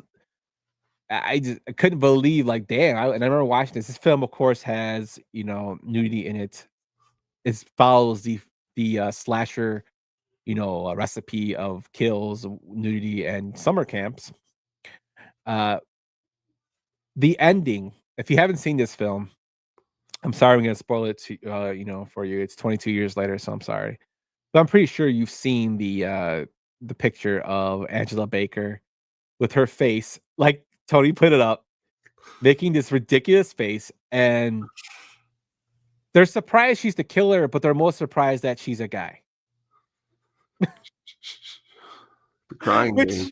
Which I don't not understand why the director put this in there. Like, I don't know if they were trying to accomplish what it did for the story. Maybe that she was, I don't know, but it's just fucking crazy, man. It can't be made today. Wasn't she playing someone? Yeah, she's playing the son who got killed at the beginning of the movie, like at the very beginning or whatever. So like you get it's that classic cliche at the beginning. You see something happen, and then you're like, oh man, the children, they swam ashore, they got killed, but then actually one of them turns into a woman, and they try to make this. Whoa! I mean, the movie it's as you said, lowbrow. It's it's. As far as like Friday the 13th goes, this is like a couple steps below that. But yes. But again, let's be honest with one another, 3 sequels. Yeah, 4 sequels. No, 3 sequels. 3 sequels. So where are we at now? We got 3 sequels from this. How many from the last 2 movies? We're over 10 sequels just by our last 3 movies. Yeah. I can't believe it made any of the other sleepaway camps. I started watching Return and I turned it off because it was bad. I tried to. I'll give you that. And I'll watch any horror movie. But like I just said, when I rewatched this, I was like, Jesus Christ, man. And I remember watching this when I was like 13, 14. I'm like, what the hell was I thinking then? She was paid $5,000 for her role, and she was only 13 in this movie. Really? Yeah. Brian says being uncomfortable is definitely a horror prerequisite.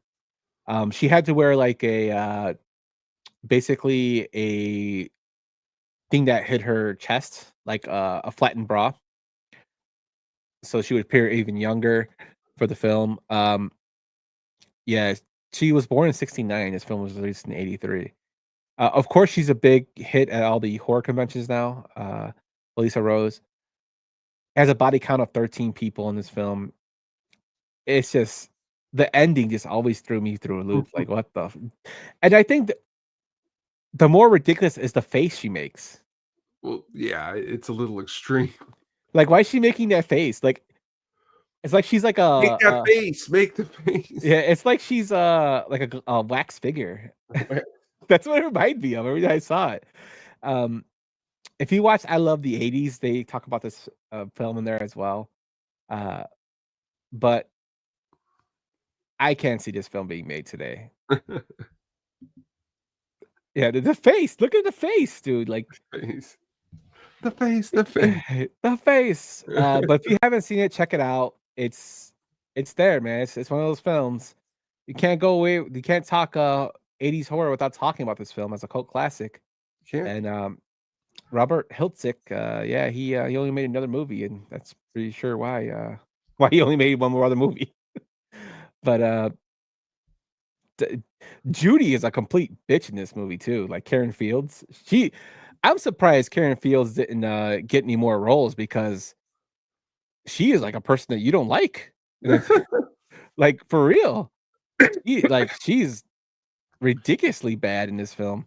The boxes of these movies are memorable. I always remember seeing them at the video store, in the early 90s in the horror section.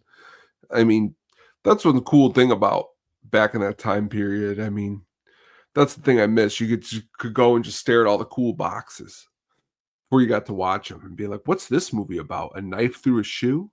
This is cool. She's in a short called Judy. Judy. Yeah, I don't know why she stopped acting. But she supplied the voices to Bart Simpson's friends in the first season of The Simpsons, which I think is kind of cool. But yeah, she was in Broadway and stuff. But yeah, Karen Fields is she's a complete menace in this film. A complete menace. Yeah, like the stuff, like I said, when you talk about like stuff that can't be, some of the stuff he says, like, it's just like, what the fuck? But yeah, check out Sleepaway Camp if you're in for that campy horror and a film that will make you uncomfortable in different ways. That's not horror. But yeah, check it out. Man, I still can't believe what happened. But moving on to a film that I thought was very interesting that you picked, Tone, and I really want to hear your reasons for picking it. Let's go with the next one. They're called cartridges. The bullet is the part that enters your brain if you keep talking shit. And this gun only has 5 cartridges, not 6. Because they're big as fuck and only 5 fit the cylinder. So please, shut the fuck up and don't test me. You're making it worse. We sit and we wait. And we die? Not if you sit and you wait. 2015's Green Room, directed by Jeremy Saulnier, also did Rebel Ridge, Hold the Dark, Blue Ruin, Murder Party. It stars Patrick Stewart, Anton Yelchin, Imogen Poots, and Aaliyah Shawkat. Tony, you picked those movies that give me horrible names to say. Had a budget of $5 million and a box office of 3.7. So, Tony, let me premise this to you. I have never seen this film. I didn't get a chance to watch it. Sell me on it why you picked it, because what the clips when I was looking at made it really, really interesting for me wanting to watch it. But sell me on why I should see this one. Brian, this is for you too. I think out of all the movies tonight, you would enjoy this one. Some kid, they're like back in the day, I don't know, like back in high school, we always used to go around to like local VFWs and they'd play like the punk rock bands and like more low key. You know, you get to see a lot of low key stuff. And then sometimes, you know, you get to go to other towns to see other VFWs, to see cool punk bands. And this movie, it is pretty much about a punk band who's got a gig kind of out in the middle of nowhere. Okay, so they say, okay, we're going to go to the gig. Let's get out to the gig. So they get out to the gig. And when they get there, they realize that they're playing with a bunch of like other Nazi skinhead bands. And they're like, yeah, this isn't really for us. But then I'll leave it there. They got in way too deep already. And that's pretty much, it just keeps getting darker and deeper and darker. And honestly, it's got a really awesome like musical background. Let's say like it's the bands that they're playing and the scene that they're a part of. It's all part of like the movie. So like it turns into, and honestly, I know you love Patrick Stewart. When you walk out of this movie, I'm definitely want to hear what you have to say, because you're going to love him even more. He is dark and bad, man. And honestly, I don't even off the top of my head think of another movie where I could say he's a bad man and he's dark, but he's pretty much the head of all this Nazi stuff going on down there. So you could imagine Patrick Stewart, you know, getting involved in all of this. But when the movie came out, it was definitely what's the word? It was different than other movies. When I was looking up slasher lists, this was on it. It's not as much of like a straight up slasher as it is of like getting mixed into a bunch of different type of slasher type situations. It's a really just a cool and interesting movie with a really great cast. Anton Yelchin could have really been even greater than he was. He was a good actor in a lot of good movies. As far as remakes go, he did a pretty good job in the Fright Night remake. It's not the best, but he always he's great in the Star Trek movies. Again, you know, if you're looking for that, and Imogen Poots, she does a great job in it too. Real cool movie, man. Yeah, totally. I'm totally sold on it. And speaking of Anton Yelchin, I always remember him from the Star Trek movies as well as Alpha Dog. But something that I constantly see him in is a Broken Bells song music video called Holding On for Life. He plays the main character in it, which is awesome. Kind of got like a Star Trek kind of feeling to it now, that film, that music video. But when I was doing trivia for this, Sir Patrick Stewart was so disturbed by the script that he locked his house, turned on the alarm, poured scotch, and immediately wanted the role. Which I'm like, damn, when I read that, like, oh my goodness. And this is Anton Yelchin's last film before his tragic death in June 2016. I was like looking at it, I'm like, man, what is this about? And then I saw like the Dead Kennedys covers in this film for Nazi punks fuck off. Yeah. The Clash. When they go on stage and start playing at this place, that's kind of like what they play, Uh-huh. and they kind of piss some people off, and it kind of starts the downward spiral. But a fan of punk music, like bands like Fear is in it. I mean, Slayer. I mean, Bad Brains. Just a really cool soundtrack, and it's fresh. Like when you watch this movie, you're like, I haven't ever seen a movie like this movie before. It's like it's really, honestly, I gotta watch it again. It's been a couple years, but it's really cool. Yeah, and this film was inspired in part by Straw Dogs and John Carpenter's style, which I thought was very interesting. Anything with John Carpenter's style, I'm really into. But yeah, the premise sounds actually really, really interesting. And if Patrick Stewart's a bad man, Professor X becoming a bad guy, I gotta watch it. I mean, nothing more just to see the way he acts. And we talked about, I love when actors ham it up, and he hams it up, man, because you're like, there was a great show. It was me and Katie always used to watch Ash vs. Evil Dead on Stars, and right after it was Blunt Talk with Patrick Stewart, and he was ridiculous in that show, but he was like he was like a comedy, so like to see he could play funny. I know he can, but he's not very funny in this. Oh, yeah, man. Now I'm really, really want to see this now, just because I'm curious to hear what you think when you see it. I think I will watch it and report next week. Brian, you should send in your report as well. But looking forward to it's got a high rating on IMDb. I think it's like a 7.5, which is another thing too. So that's another thing that's kind of intriguing me to go watch it. But I would definitely will check out Green Room and report back next. Here is our boy Richard Roper. He praised Stewart, Poots, Shaw, Cat, and Blair's performances and called the film a wonderfully nasty, gruesome, jagged-edged gem of a horror film that has first-rate cinematography, set design, soundtrack, and editing. So he says it. He says it. So I gotta watch it now because he says it. Yeah, he says it. Oh man, I will definitely check this one out. Yeah, man. I'm just thinking about the premise now. It's crazy. Really, But, it's gonna leave you thinking, man. It's cool. That's really why I wanted to bring it up, because if at the very least I could get you to see something like you can get me, like last week, honestly, I was gonna send you a text of my buddy. I sent him the Beyond the Law. I'm like, stop what you're doing. You got to watch Beyond the Law. My buddy goes, his hair looks ridiculous. I'm gonna put this on. So I mean, we spread movies, man. That's what we do. Yes, sir. Moving on though to our next film is another video clip, because I think this kind of encapsulates what I felt watching the film. Bitch! Huey, you wait till you get to be a man.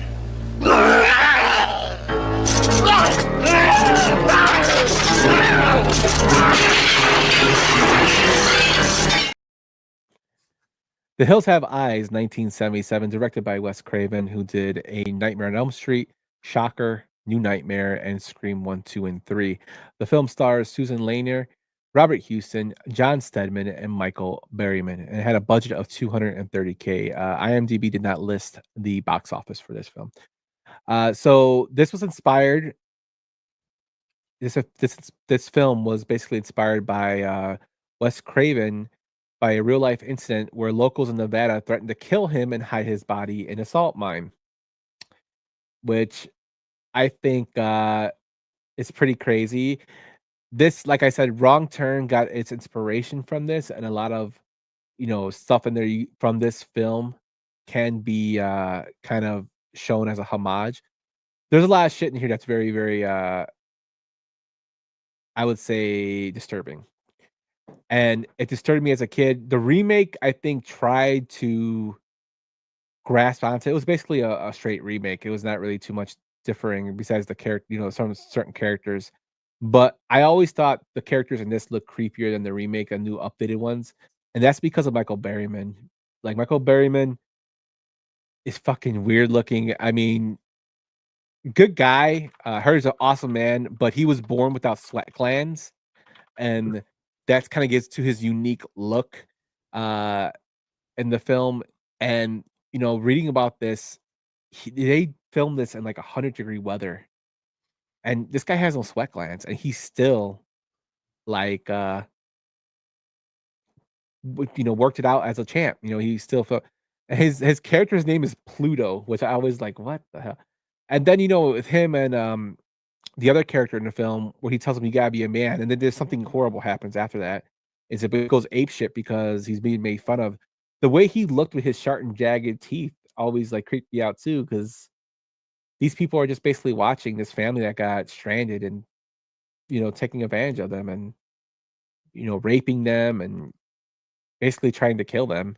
Uh it's ridiculous. And it always creeped me out as a kid because of Michael Berryman, and just looking at it now, even his face on the cover always creeps me out. Like he's got that. If he got one thing going for him, he's in two of my favorite movies. This one, and he's in The Guyver. The Guyver's not a great movie, but he plays one of the guys who turns into a monster, and I always thought it was hilarious. But yeah, what do you think about The Hills Have Eyes, Tom? I mean, classic. You know what I mean? It is a classic. Michael Berryman is great. He's good, and also in One Flew of the Cuckoo's Nest, which is crazy that he's like walking around in the back there. Again, memorable. Weird Science too. He's great in that. But back to this movie. I mean, honestly, the joke that I've made the most when I go places, like when I'd have to drive to Ball State and have to go through all those Indiana towns that not a lot of people live in. And I would say like, oh man, The Hills Have Eyes. We got to keep going. Because you just sometimes, I was raised on Deliverance. So you sometimes in these places way out there, you just don't know what kind of people you're going to run into. And this movie really drives home that point. I could stand behind the remake. I thought it was serviceable enough for what they were going for. But again, Michael Berryman on the cover, and he is like, when you just talk about The Hills Have Eyes, he's the first person you think of. It's a good movie. Honestly, I'm almost finished with it. I've watched it a couple times, but I'm almost done watching on HBO Last House on the Left remake, which I think I almost picked it for tonight. It's another good slasher one. But again, Wes Craven in the 70s, he was doing some pretty good, cool things. Yeah, so the remake to me wasn't horrible. I just think it's just basically the retelling of the original film. So I like the original film, but I mean the remake's not bad. I think what I don't, I mean, and we're going to talk about this about another pick here in a little while. I think I wish they would have been able to use like the same cameras he used for Jaws. It's funny that you say that about cameras, because the cameras that Wes Craven used for this film were rented from a pornography guy. That's what it feels like. So, but like, honestly, can I be fair? Mhm. It's been a couple years since I've seen this movie. Mhm. And now that I said that out loud and you said porno things, now I'm like saying to myself, like, that actually sounds pretty fucking badass. Like, maybe I'll like this one more. I just think in the last 10 years, I've watched that remake more. Mhm. And because of the cameras of the remake, like if Michael Berryman could be in that one and that one came first I'd be like, oh, this one is great. I like this movie. But that's what they were going for here, though, maybe, like you said, like, and maybe that's what the budget called for. Like, I can't, like, it's like with music, you can't knock a production value when that's all you had to work with. You got to work with what the magic is of what you have. Yeah, and props in the Cannibal Family came from the Texas Chainsaw Massacre production leftovers, which is crazy.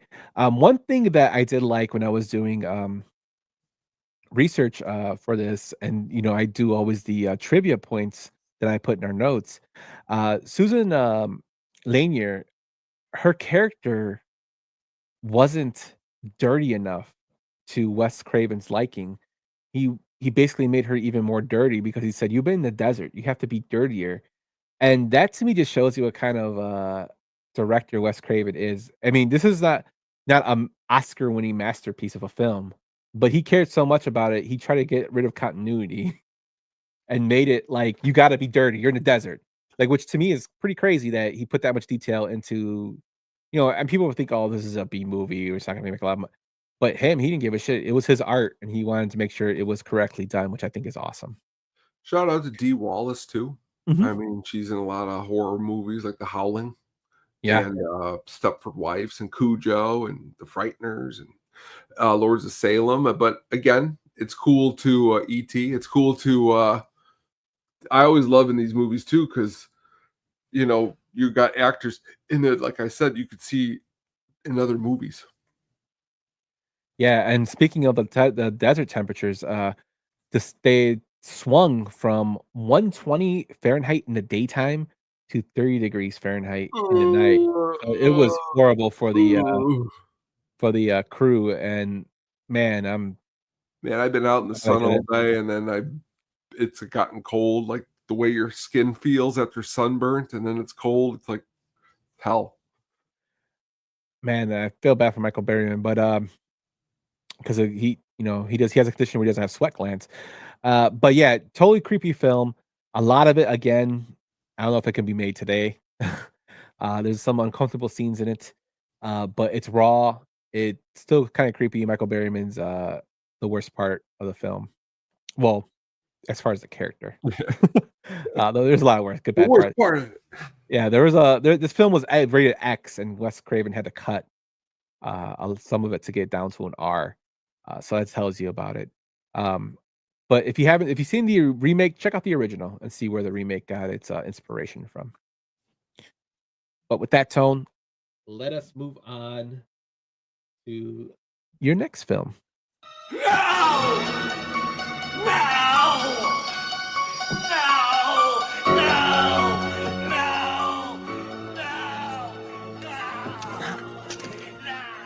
That's my favorite. It's my favorite right there.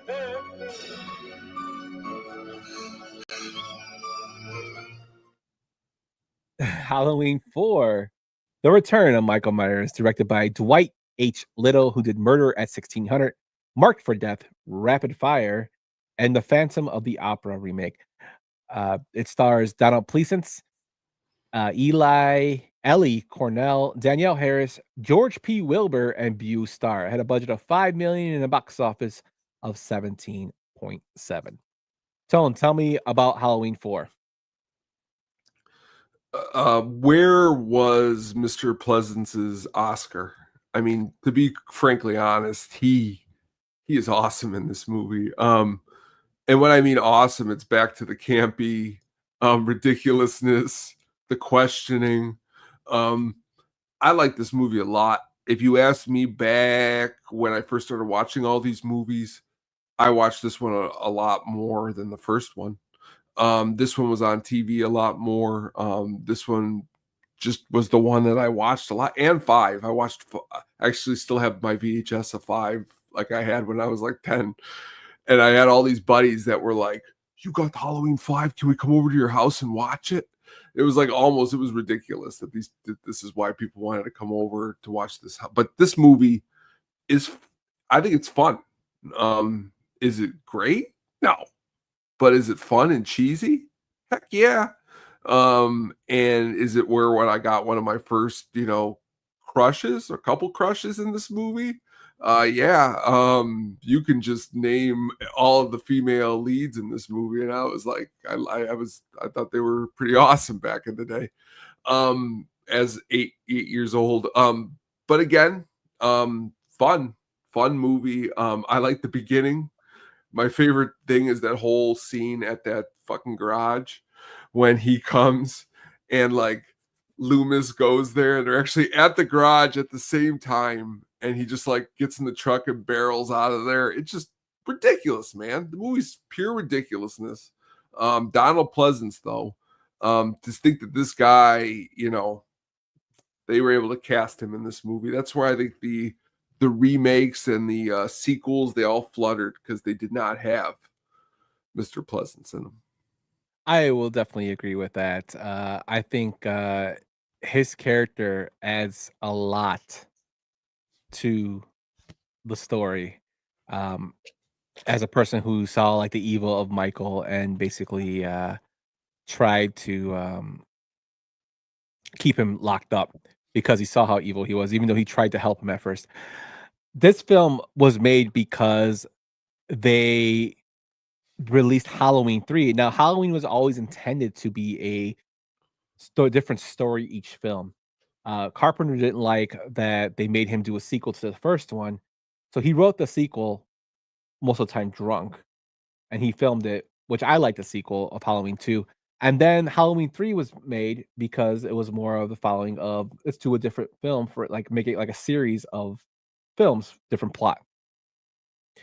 And people got really pissed in Halloween 3 that this film that Halloween 3 didn't include Michael Myers, only in the trailer when he's in the bar. People were like, "Well, where's Michael Myers? Where's Michael Myers? Where's Michael Myers?" And that kind of drummed up enough people to come back and make this film for Halloween 4. I thought the casting of Danielle Harris was really, really. She does a great job in this film. She actually does a better job in the fifth one, I think, because she's mute. The fifth one though has some ridiculous stuff. When he's like stopped by stones or some shit in one of the endings.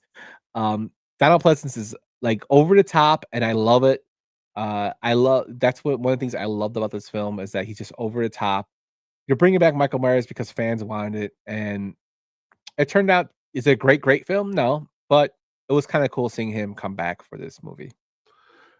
Yeah, I mean it's definitely again, it's like that 90s, got that 90s feel. Some of the way his mask looks, like in the Oh yeah, sticker on the screen, it's just he looks very like statuesque the way I mean, but again, you're talking about now you're on the fourth entry of the series. I know he wasn't in the third one, but still, a fourth of anything, for it to be enjoyable. 5 isn't as good as 4 because of what you said.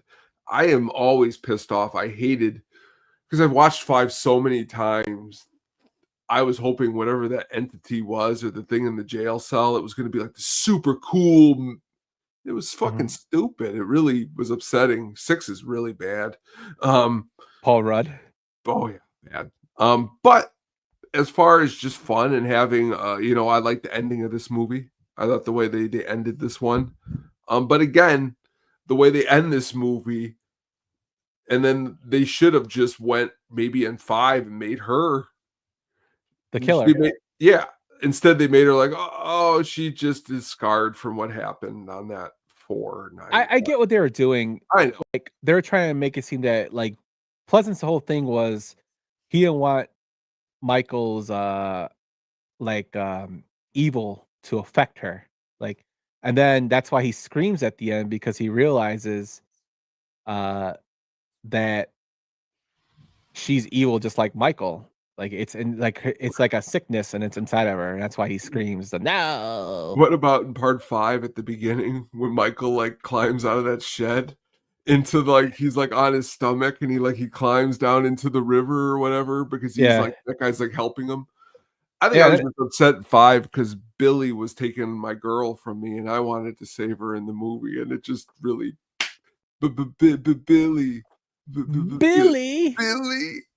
Billy. Just that guy pissed me off. But okay, good movie though. Fun, funny at times. Yeah, I totally agree with you. It's a funny, good film.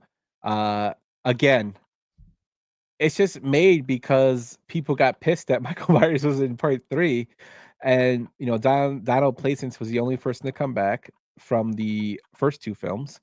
Of course, they weren't going to bring back Jamie Lee Curtis until later, and then she did the horrible Halloween Ends films. We did do a deep dive of these films with my old partner back in the day, but because we saw the horrible Green films, the Peter Green remakes. What was his name? Peter Green? Whatever his name is. Yeah, David Green. His horrible remake. But I don't know. I prefer the 80s films. Like Pleasance was just the best part of those films. And I hated part 6 when he dies. When Michael kills him. I also I know we went on a rant. Like I thought Halloween, the last Halloween was horrible. That was one of the worst movies I've seen. Halloween Ends. That was just a shitty movie. But Part 6 always pissed me off because Michael Myers basically got shot in the heart in the first film by Donald Pleasance, and he lived. He gets like hit by cars and whatnot and electrocuted, and this in fucking Part 6 he dies because, well, he supposedly gets hurt because Paul Rudd beats him with a pipe. Let me say this to you. I wish I could take you in my time machine to 1996, and my dad took me and my 9-year-old sister to go see that movie, and the movie ends, and like what was cool is like it ended, and this guy goes, "Well, that's the end of that shit." And the whole theater laughed like louder, like it was George Carlin just told a joke. And all I remember is my dad just being so pissed off that that movie was just god awful, because we watched 4 and 5 all the time. So like it wasn't like he didn't watch these movies. It was like you're just looking for something comparable to 4 and 5, and 6 just wasn't it. Yeah. Oh man. I thought it was pretty crazy when I'm doing the trivia points here, is that for Danielle Harris, they didn't want her to get scared. Like the director didn't. So a lot of her stuff was kind of like, for a scene at the end, there was a stunt double used for her, to limit the intensity for her. She just had to come out with the knife and the blood on her. But like I thought that was kind of cool that the director kind of like shielded her a little bit from the creepiness of the aspect. And to be honest with you, I like the ending of this film. I know a lot of people don't. I liked it because I thought it was pretty cool. Yeah. Danielle Harris actually kept the clown suit and sold it to a fan later. She does a lot of horror conventions now. To me, she's one of the original Scream Queens too, because she was in the Halloweens, and then she was in the remake as one of the girls that gets killed. And also she was in Roseanne. She was in Roseanne. She was great. Yeah, and the Connors. And Last Boy Scout. Yes, she was in Last Boy Scout. She had a cat that had a gun in it. That's right. And she got mad because she couldn't go to a party with her boyfriend Tommy. That is right. Why did Mr. Milo? Okay, but this deleted scene, Tony, featured Michael trying on a Ronald Reagan mask before choosing his usual one. Oh, they should have went that route. Oh, Ronald Reagan, man. This is her film debut for Danielle Harris. The film was shot in March with artificial methods used to simulate fall. Makeup artist Ken Horn had to correct mask that came out in pink with white hair. I think this film has the fifth one has one of Michael's masks is pink. George Wilbur was 47. He played the 31-year-old Michael. John Carl Buechler handled additional gore effects, including the thumb and the forehead kill, which I thought was kind of cool. And then a blonde hair mask was mistakenly used in the school scene due to a reshot issue. Yeah, you could tell they did not care. And like I said, when they were trying to comfort Danielle Harris, George P. Wilbur would lift his mask between takes to comfort Danielle Harris and remind her it was just a movie. So they tried to, show it, which I think is kind of cool. But yeah, it's hilarious that you picked this film because I couldn't go without the screaming of Donald Pleasance. I love that. No, Of course, that could be my ringer. I'll send you the file. You can add it up. Please. But yeah, ridiculousness. But we got 2 left, and our last 2 is number 9. Number 9. It is all the more tragic in that they were young. But had they lived very, very long lives, they could not have expected, nor would they have wished to see as much of the mad and macabre as they were to see that day. For them, an idyllic summer afternoon drive became a nightmare. The events of that day were to lead to the discovery of one of the most bizarre crimes in the annals of American history, the Texas Chainsaw Massacre.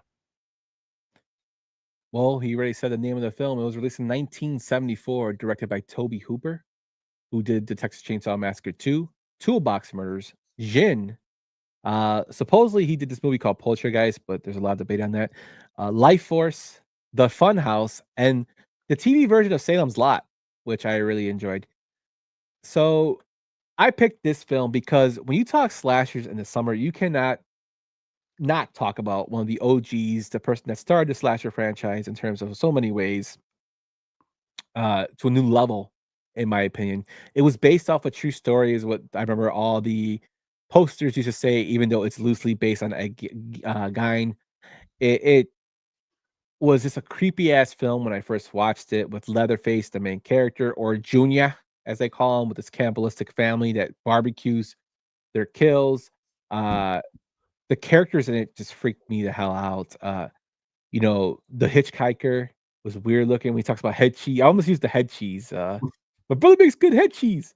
I almost used that, you know, as a lead into this film. It starred Marilyn Burns, Edwin Neal, Alan Denzinger, Paul A. Patron, William Vale, Terry McMinn, Jim Sideout, and Gunnar Hansen as Leatherface. It had a budget of $140K and made a box office of $30.9 million. That is ridiculous. The opening credits always got me. The opening monologue, which we just heard, I actually liked the second one as well. The monologue for that one is actually very, very done very, very well. Toby Hooper got the idea from the film while Christmas shopping and spotting a chainsaw in a hardware store, Tone. Ooh. Like, what the hell? Again, another film that was shot in horrible conditions. It was over 120 degrees Fahrenheit in Texas weather. But it's just crazy. And the thing that always stuck out to me later, Tone, is that monologue in the beginning is by John Larroquette, who's you might know from Night Court. Mm-hmm. And he was asked by Toby Hooper to do the voiceover in an Orson Welles type way. And I thought he nailed it. He did. It's a complete crazy film. If you haven't seen this, you've been living under a rock. So many memorable characters. It spawned so many franchises. The sequels, the sequel to this film is actually pretty decent in my opinion. I liked it because it was more campy, but I actually enjoy the Texas Chainsaw Massacre too. The sequels after that followed weren't that great, and then I had some okay prequel stuff and remakes. But the original is always the best. And like I said, you can't talk slasher without mentioning this film. I could go on for another 20 minutes rambling, Tone, but tell me what you think about it. Gritty. And I think because of it being so gritty, it feels so real. Like it's another one of those feelings like Back to the Strangers where I don't really feel like Freddy's real. I love Freddy and I love Jason and I love you. Well, Michael Myers is a little bit more, but this feels about as real as all these characters get. And sometimes, like you said earlier, even back, like I went and bought this DVD as soon as I think I could, and just because just to see it in the DVD quality back before they even had Blu-rays, and I always found it really cool when you can get the widescreen movies like this, but it's really gritty, so it looks, but it's like clear because it's a DVD at the time or a Blu-ray now, or if you're watching on thing, but like the movie's just so gritty, like The Hills Have Eyes. It's cool that the small budget was able to translate for so many people to see this one. Yeah, and it had little gore in the film, but it received an X rating and was banned in multiple countries, which I think is ridiculous. Coming from like movie icons and directors like Guillermo del Toro said he became a vegetarian after watching this film. Quentin Tarantino has called it one of the few perfect movies ever made. Ridley Scott cited this film as an inspiration to Alien, calling it Chainsaw in Space. And in 2024, the film was added to the U.S. National Film Registry for preservation. It's one of those films that just blew up, that was set, like it had a good story, great acting, low budget, but it worked within its budget to make it such a great film. Still creepy. The dinner scene always creeped me out with the grandpa that they try to give its blood to, and then like it made me want to know more about the family. I know they the prequels and whatnot kind of touched on that. Like, I want to know, like, I wish they could do it more true to the family. Like, who was the grandfather? Like, why did he like blood? And you know, the brother, why was he like deformed in the face? You know, why were they obsessed with head cheese? You know, so and that's the funny thing too is head cheese was the original title for this film until they changed it to Texas Chainsaw Massacre, which I thought was hilarious. But the original house was later moved and restored and turned into a restaurant. Interesting. So if we ever go down to Texas, we gotta go down there. Yeah, it's. What do you think of the remake of this one? It's not the original, of course. It was okay. Jennifer Beal. One thing I don't understand, like, and this is just me being nitpicky. Why, when they have a country movie, like a movie set in the country or the open, why the fuck they always gotta play Sweet Home Alabama? Like, is that like the anthem of film set in like the I was country? thinking this too, honestly. I was even like in a lot of movies. I wonder if there's just like songs you can get cheap. Like, like this is a song you can use for the cheap. You know what I mean? Because people always just use it. Good question. Interesting. Have to find And I mean, I know they're going to go see Skinner, but you could use a different Skinner song that would have worked. They could have. Like, there's so many other Skinner songs. You could play Freebird.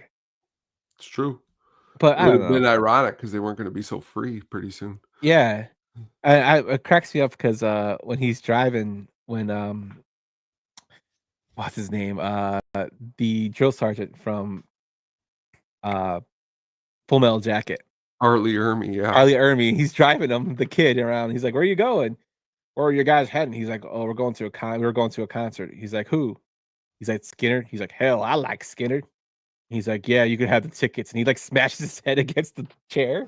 I'm like, damn, like he was creepy in that film too. I thought Lee Emery was awesome in that film. But the characters, I think, in the original, like, they left so much for you to why are they like this? And I think I wish they would have expanded upon that, like the grandfather or something. Now there might be something in the works. I don't know. I'm not telling you guys any new information or anything like that, but I would hope that they can keep to the original premise and try to build off that. That would be kind of cool to see where it ended up at. But like Leatherface has become such an iconic character. Dead by Daylight has a character. They had a game released to him recently that was for Xbox Live that still gets played where you're actually running away from the whole family. Gunnar Hansen was very upset that people decided to play Leatherface. That he feels like he was the only person that should be playing Leatherface. And most of the grunts that Leatherface does is recorded by Toby Hooper himself, so it's Toby Hooper doing the grunting. But yeah, just one of the creepiest characters. I love this shot of him, especially when he gets frustrated when the person runs into his house and he goes ape shit, and like he's looking, you see all the chicken bones and everything there, and he's running around and he sits and starts licking his teeth. Like you can tell he's like he's mentally ill. Like I thought that was great acting for somebody that doesn't talk. Yeah, it was. And then in the next film, he falls in love with a girl named Stretch. But yeah, just a crazy film, Tom. Very crazy. Oh, also John Larroquette was paid for his narration with a joint of marijuana. Quite the payment to be remembered forever in a beginning of. Probably right now he's probably like, son of a bitch, I should have took money or royalties on that. Should have took a piece of the film. But like I said, I couldn't I couldn't leave out a list without the Texas Chainsaw Massacre in it. No, not at all. So moving on to our final film, Tone, and I'm really happy you picked this film. I haven't seen it in a very long time. But let's get to it. Gas stations have cigarettes. What about gas? I don't need gas. I don't need gas. 1986 is The Hitcher, directed by Robert Harmon, who did Eyes of an Angel, Nowhere to Run with Jean-Claude Van Damme. Gotti, if you haven't seen Gotti, which is an HBO movie with Armando Assante, the best Gotti film, probably one of the best mob films I've ever seen. Check it out if you haven't. And he also did They, It stars Rutger Hauer, C. Thomas Howell, Jennifer Jason Leigh, and Jeffrey Demon. It had a box office of 5.8 million with a $6 million budget. So tell me why you picked The Hitcher. Creepy, super creepy. Rutger Hauer. I think he does a great job in this movie. For first, as a kid, I'm like, what's a hitcher? It's a hitchhiker. It's just it's a smaller, it's like a shorter term than saying hitchhiker. But just the way some of this movie is shot, through the desert, the way Rutger Hauer he's just creepy. I mean, especially if you've seen him in Blade Runner before this, he doesn't have a hard time coming across as creepy. We mentioned him earlier. I don't know if you've ever seen this movie, Yumper. If you haven't, you ever seen Nighthawks with No. Sly Stallone? It's Sly Stallone and Billy D. Williams are cops, and Rutger Hauer is the bad guy. Again, Rutger Hauer we could talk about Rutger Hauer all day long. In this movie, you could see why we would talk about him all day long. Jennifer Jason Leigh is cool because we know her from Fast Times at Ridgemont High. So she's pretty good in this movie. C. Thomas Howell, we got him pretty much like he just walked off of The Outsiders set. And honestly, it's just kind of a cat and mouse game between this creepy serial killer and he's chasing them through the desert. And, it's one of those movies like we talked about earlier when we were talking about the movie theater experiences, just the movie experience in general. It's hard to forget this one when you see it at like 9 years old for the first time and being creeped out. Definitely. So Rutger Hauer is, like we mentioned before, an awesome character actor. A person, again, doesn't get his flowers enough. He should be mentioned more when it comes to great character actors. Speaking of C. Thomas Howell, he did The Outsiders, and then he did this film, which was released in February of 1986. And then he made his career suicide with Soul Man, which was released in later in the year. And if you don't know what Soul Man is, look it up. His acting in this film, that's Rutger Hauer, his acting is phenomenal. I was almost going to use a line where he's in his police interrogation and they asked him, what were you doing? Where are you going? And he said Disneyland. The way he says Disneyland and the way he looks at him always is like, he knocked it out of the park with this one. He did a lot of his own stunt driving. He's pressing the stunt crew for this. One crazy thing, Tone, was of all the trivia points I read was George W. Bush was on the board of the company that financed this film. Oh, and then he later used it to critique his stance on Hollywood violence. What an asshole. But yeah, it's one of these films that don't get talked about a lot. It's another film that has a lot of real life listen to it, where you pick up a hitcher that's fucking psycho, which is why people always said don't pick up hitchers. I thought, speaking of reviews and how they're subjective, Roger Ebert gave this film 0 stars and called it deeply cynical, citing its hidden subtext of gay panic and sadomasochism. What? It's funny as you're reading that, I'm like looking at it. It's just Siskel said a nauseating thriller and a thinly veiled but more gruesome ripoff of Spielberg's Duel. Yeah, I don't know about that, man. But that's what makes back to Ebert. He also said he didn't like it because the killer had no backstory or even a motive. Well, let's really be honest now. A lot of movies, millions of movies, don't have either of those now, and people love them. So maybe this is like you don't need to know. Like, why did I need to know how he killed before he was a killer at this part? I think that's what made it so creepy to me. You didn't know shit. I mean, see, that argument, and I love Ebert, to me is stupid because what was Hannibal Lecter's backstory and why was he a killer? He was a psychiatrist, and yes, it was a cannibal for certain, but why? They didn't really say his backstory, just call him a Silence of the Lambs, A nasty piece. Someone said that this was a nasty piece of angst for the age of AIDS. What? Maybe we just didn't watch the same movie. I don't know. Maybe my mind hasn't thought about it. I didn't get that feeling from it. It has a high rating of 7.2 on on IMDb, which Well, here we go. I got a better source here. Christopher Nolan cited it as one of his favorite films. As a teenager, I never questioned the logic of the 80s chiller, but now it seems mind-bendingly arbitrary plot-wise. yeah, I think it's I don't know. creepy. It's creepy with a bad remake. There was a remake for this film? Yeah, Sean Bean plays him. You never seen it? No, well, obviously not. No. 2007. Sean Bean, Sophia Bush, Neil McDonough. It made 2 times its budget back. But again, I'm just looking into this to see why they were calling it all those things. Well, they're saying that Ryder is a gay predator. Some critics view Ryder as a terrifying representation of a perceived predatory gay figure. He relentlessly pursued Jam and threats to his ability to live a normal heterosexual life as seeing. I mean, Jeffrey Dahmer was a gay serial killer, so. But I just never saw that. I mean, is it because he tied Jennifer, what's her name, to the car and pulled her up? But like, I didn't think of that like that. I mean, that's not what I don't think the directors were going for. And when people could create these kind of like.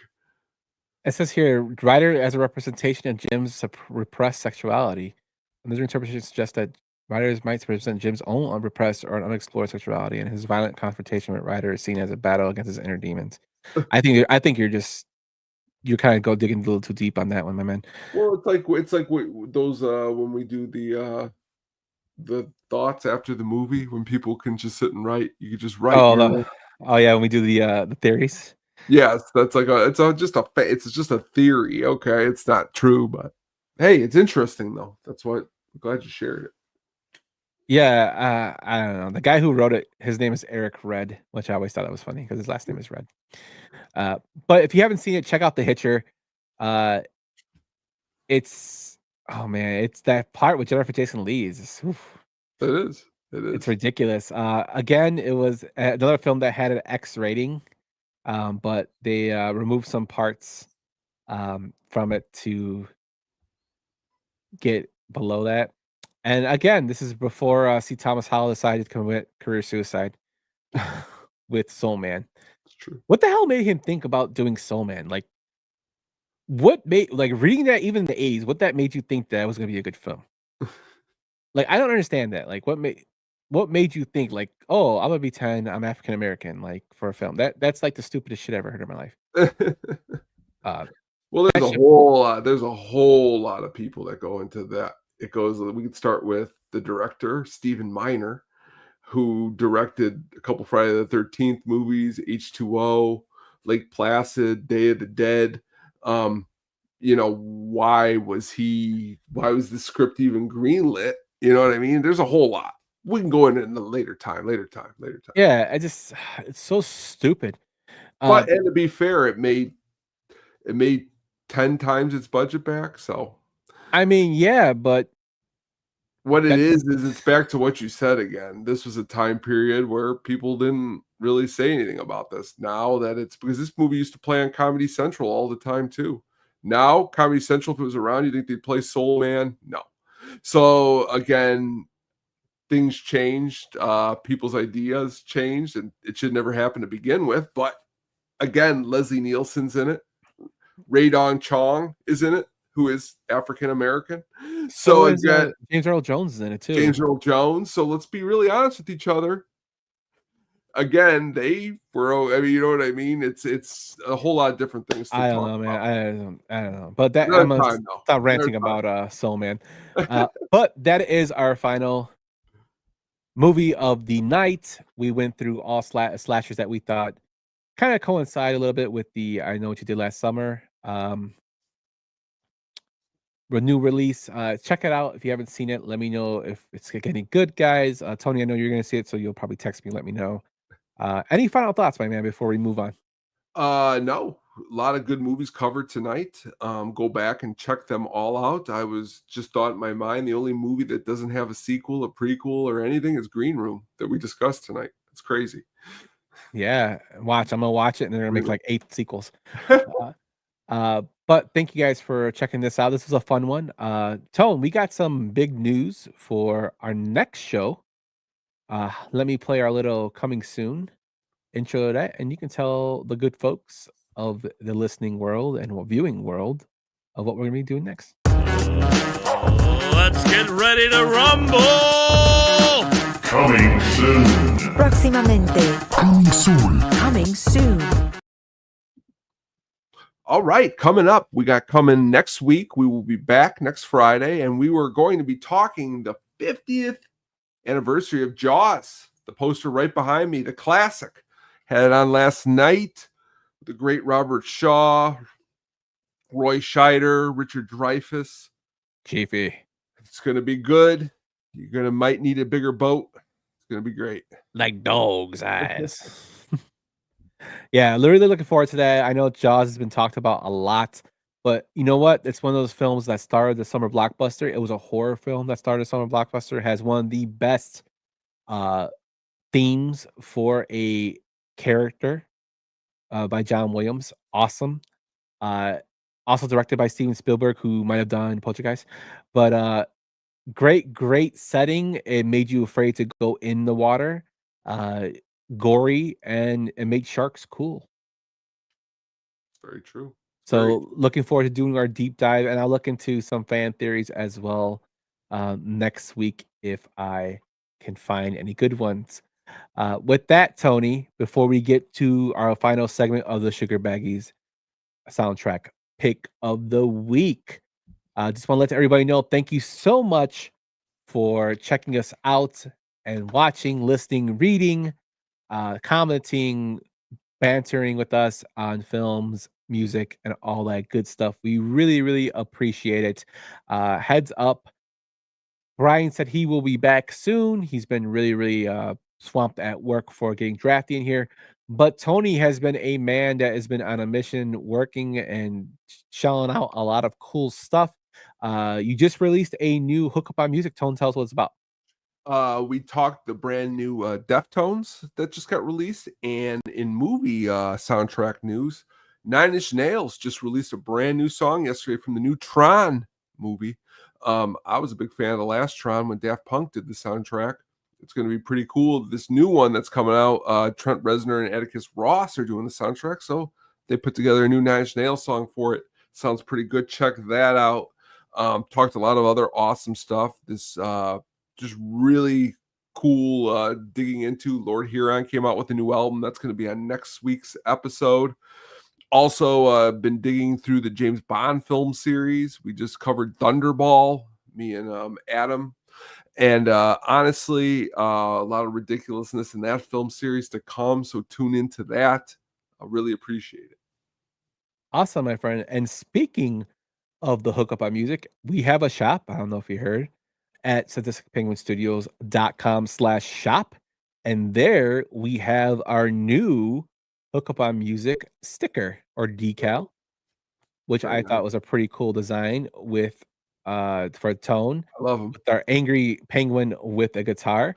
It comes in 2 sizes and it's pretty cheap. It's only, I believe, $3.23. $3.23. We also have a Sadistic Penguin Studios shirt. We're not going to do a lot of shirts because one, they don't sell a lot. But for this one, we decided to update a logo on it. I do like it in the red. I actually ordered it in red for myself. I think it's a cool little design. Different from Katie one of those garden flags for our garden. Yes, and we do have the anti-ice sticker along with the button shirt. All proceeds go to the National Immigration Justice Center, which I will be pulling these soon. So if you want them, head over to sadisticpenguinstudios.com/shop to buy them.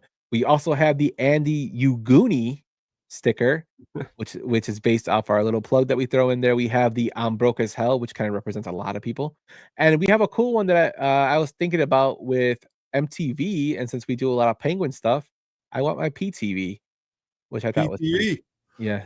So I might do a Money or Nothing kind of spin-off with Tony, cover by us doing I Want My PTV. I want my PTV. And then we have Brian banging on the drums. But yeah, be sure to check out sadisticpenguinstudios.com/shop for our new stickers, buttons, and stuff like that. All the proceeds do go to help the show. besides the anti-ice ones, those actually go to charity. Those will be being pulled off soon. In about 2 weeks, I'll be pulling them off from the shop. But if you like the stickers, let us know what you think about them. They're good quality. I have my own coming soon. But with that, Tone, just want to thank everybody again for listening, watching, and viewing. And I will be done rambling, my friend, and hand it over to you for the Sugar Baggies soundtrack pick of the week. The Sugar Baggies soundtrack pick of the week.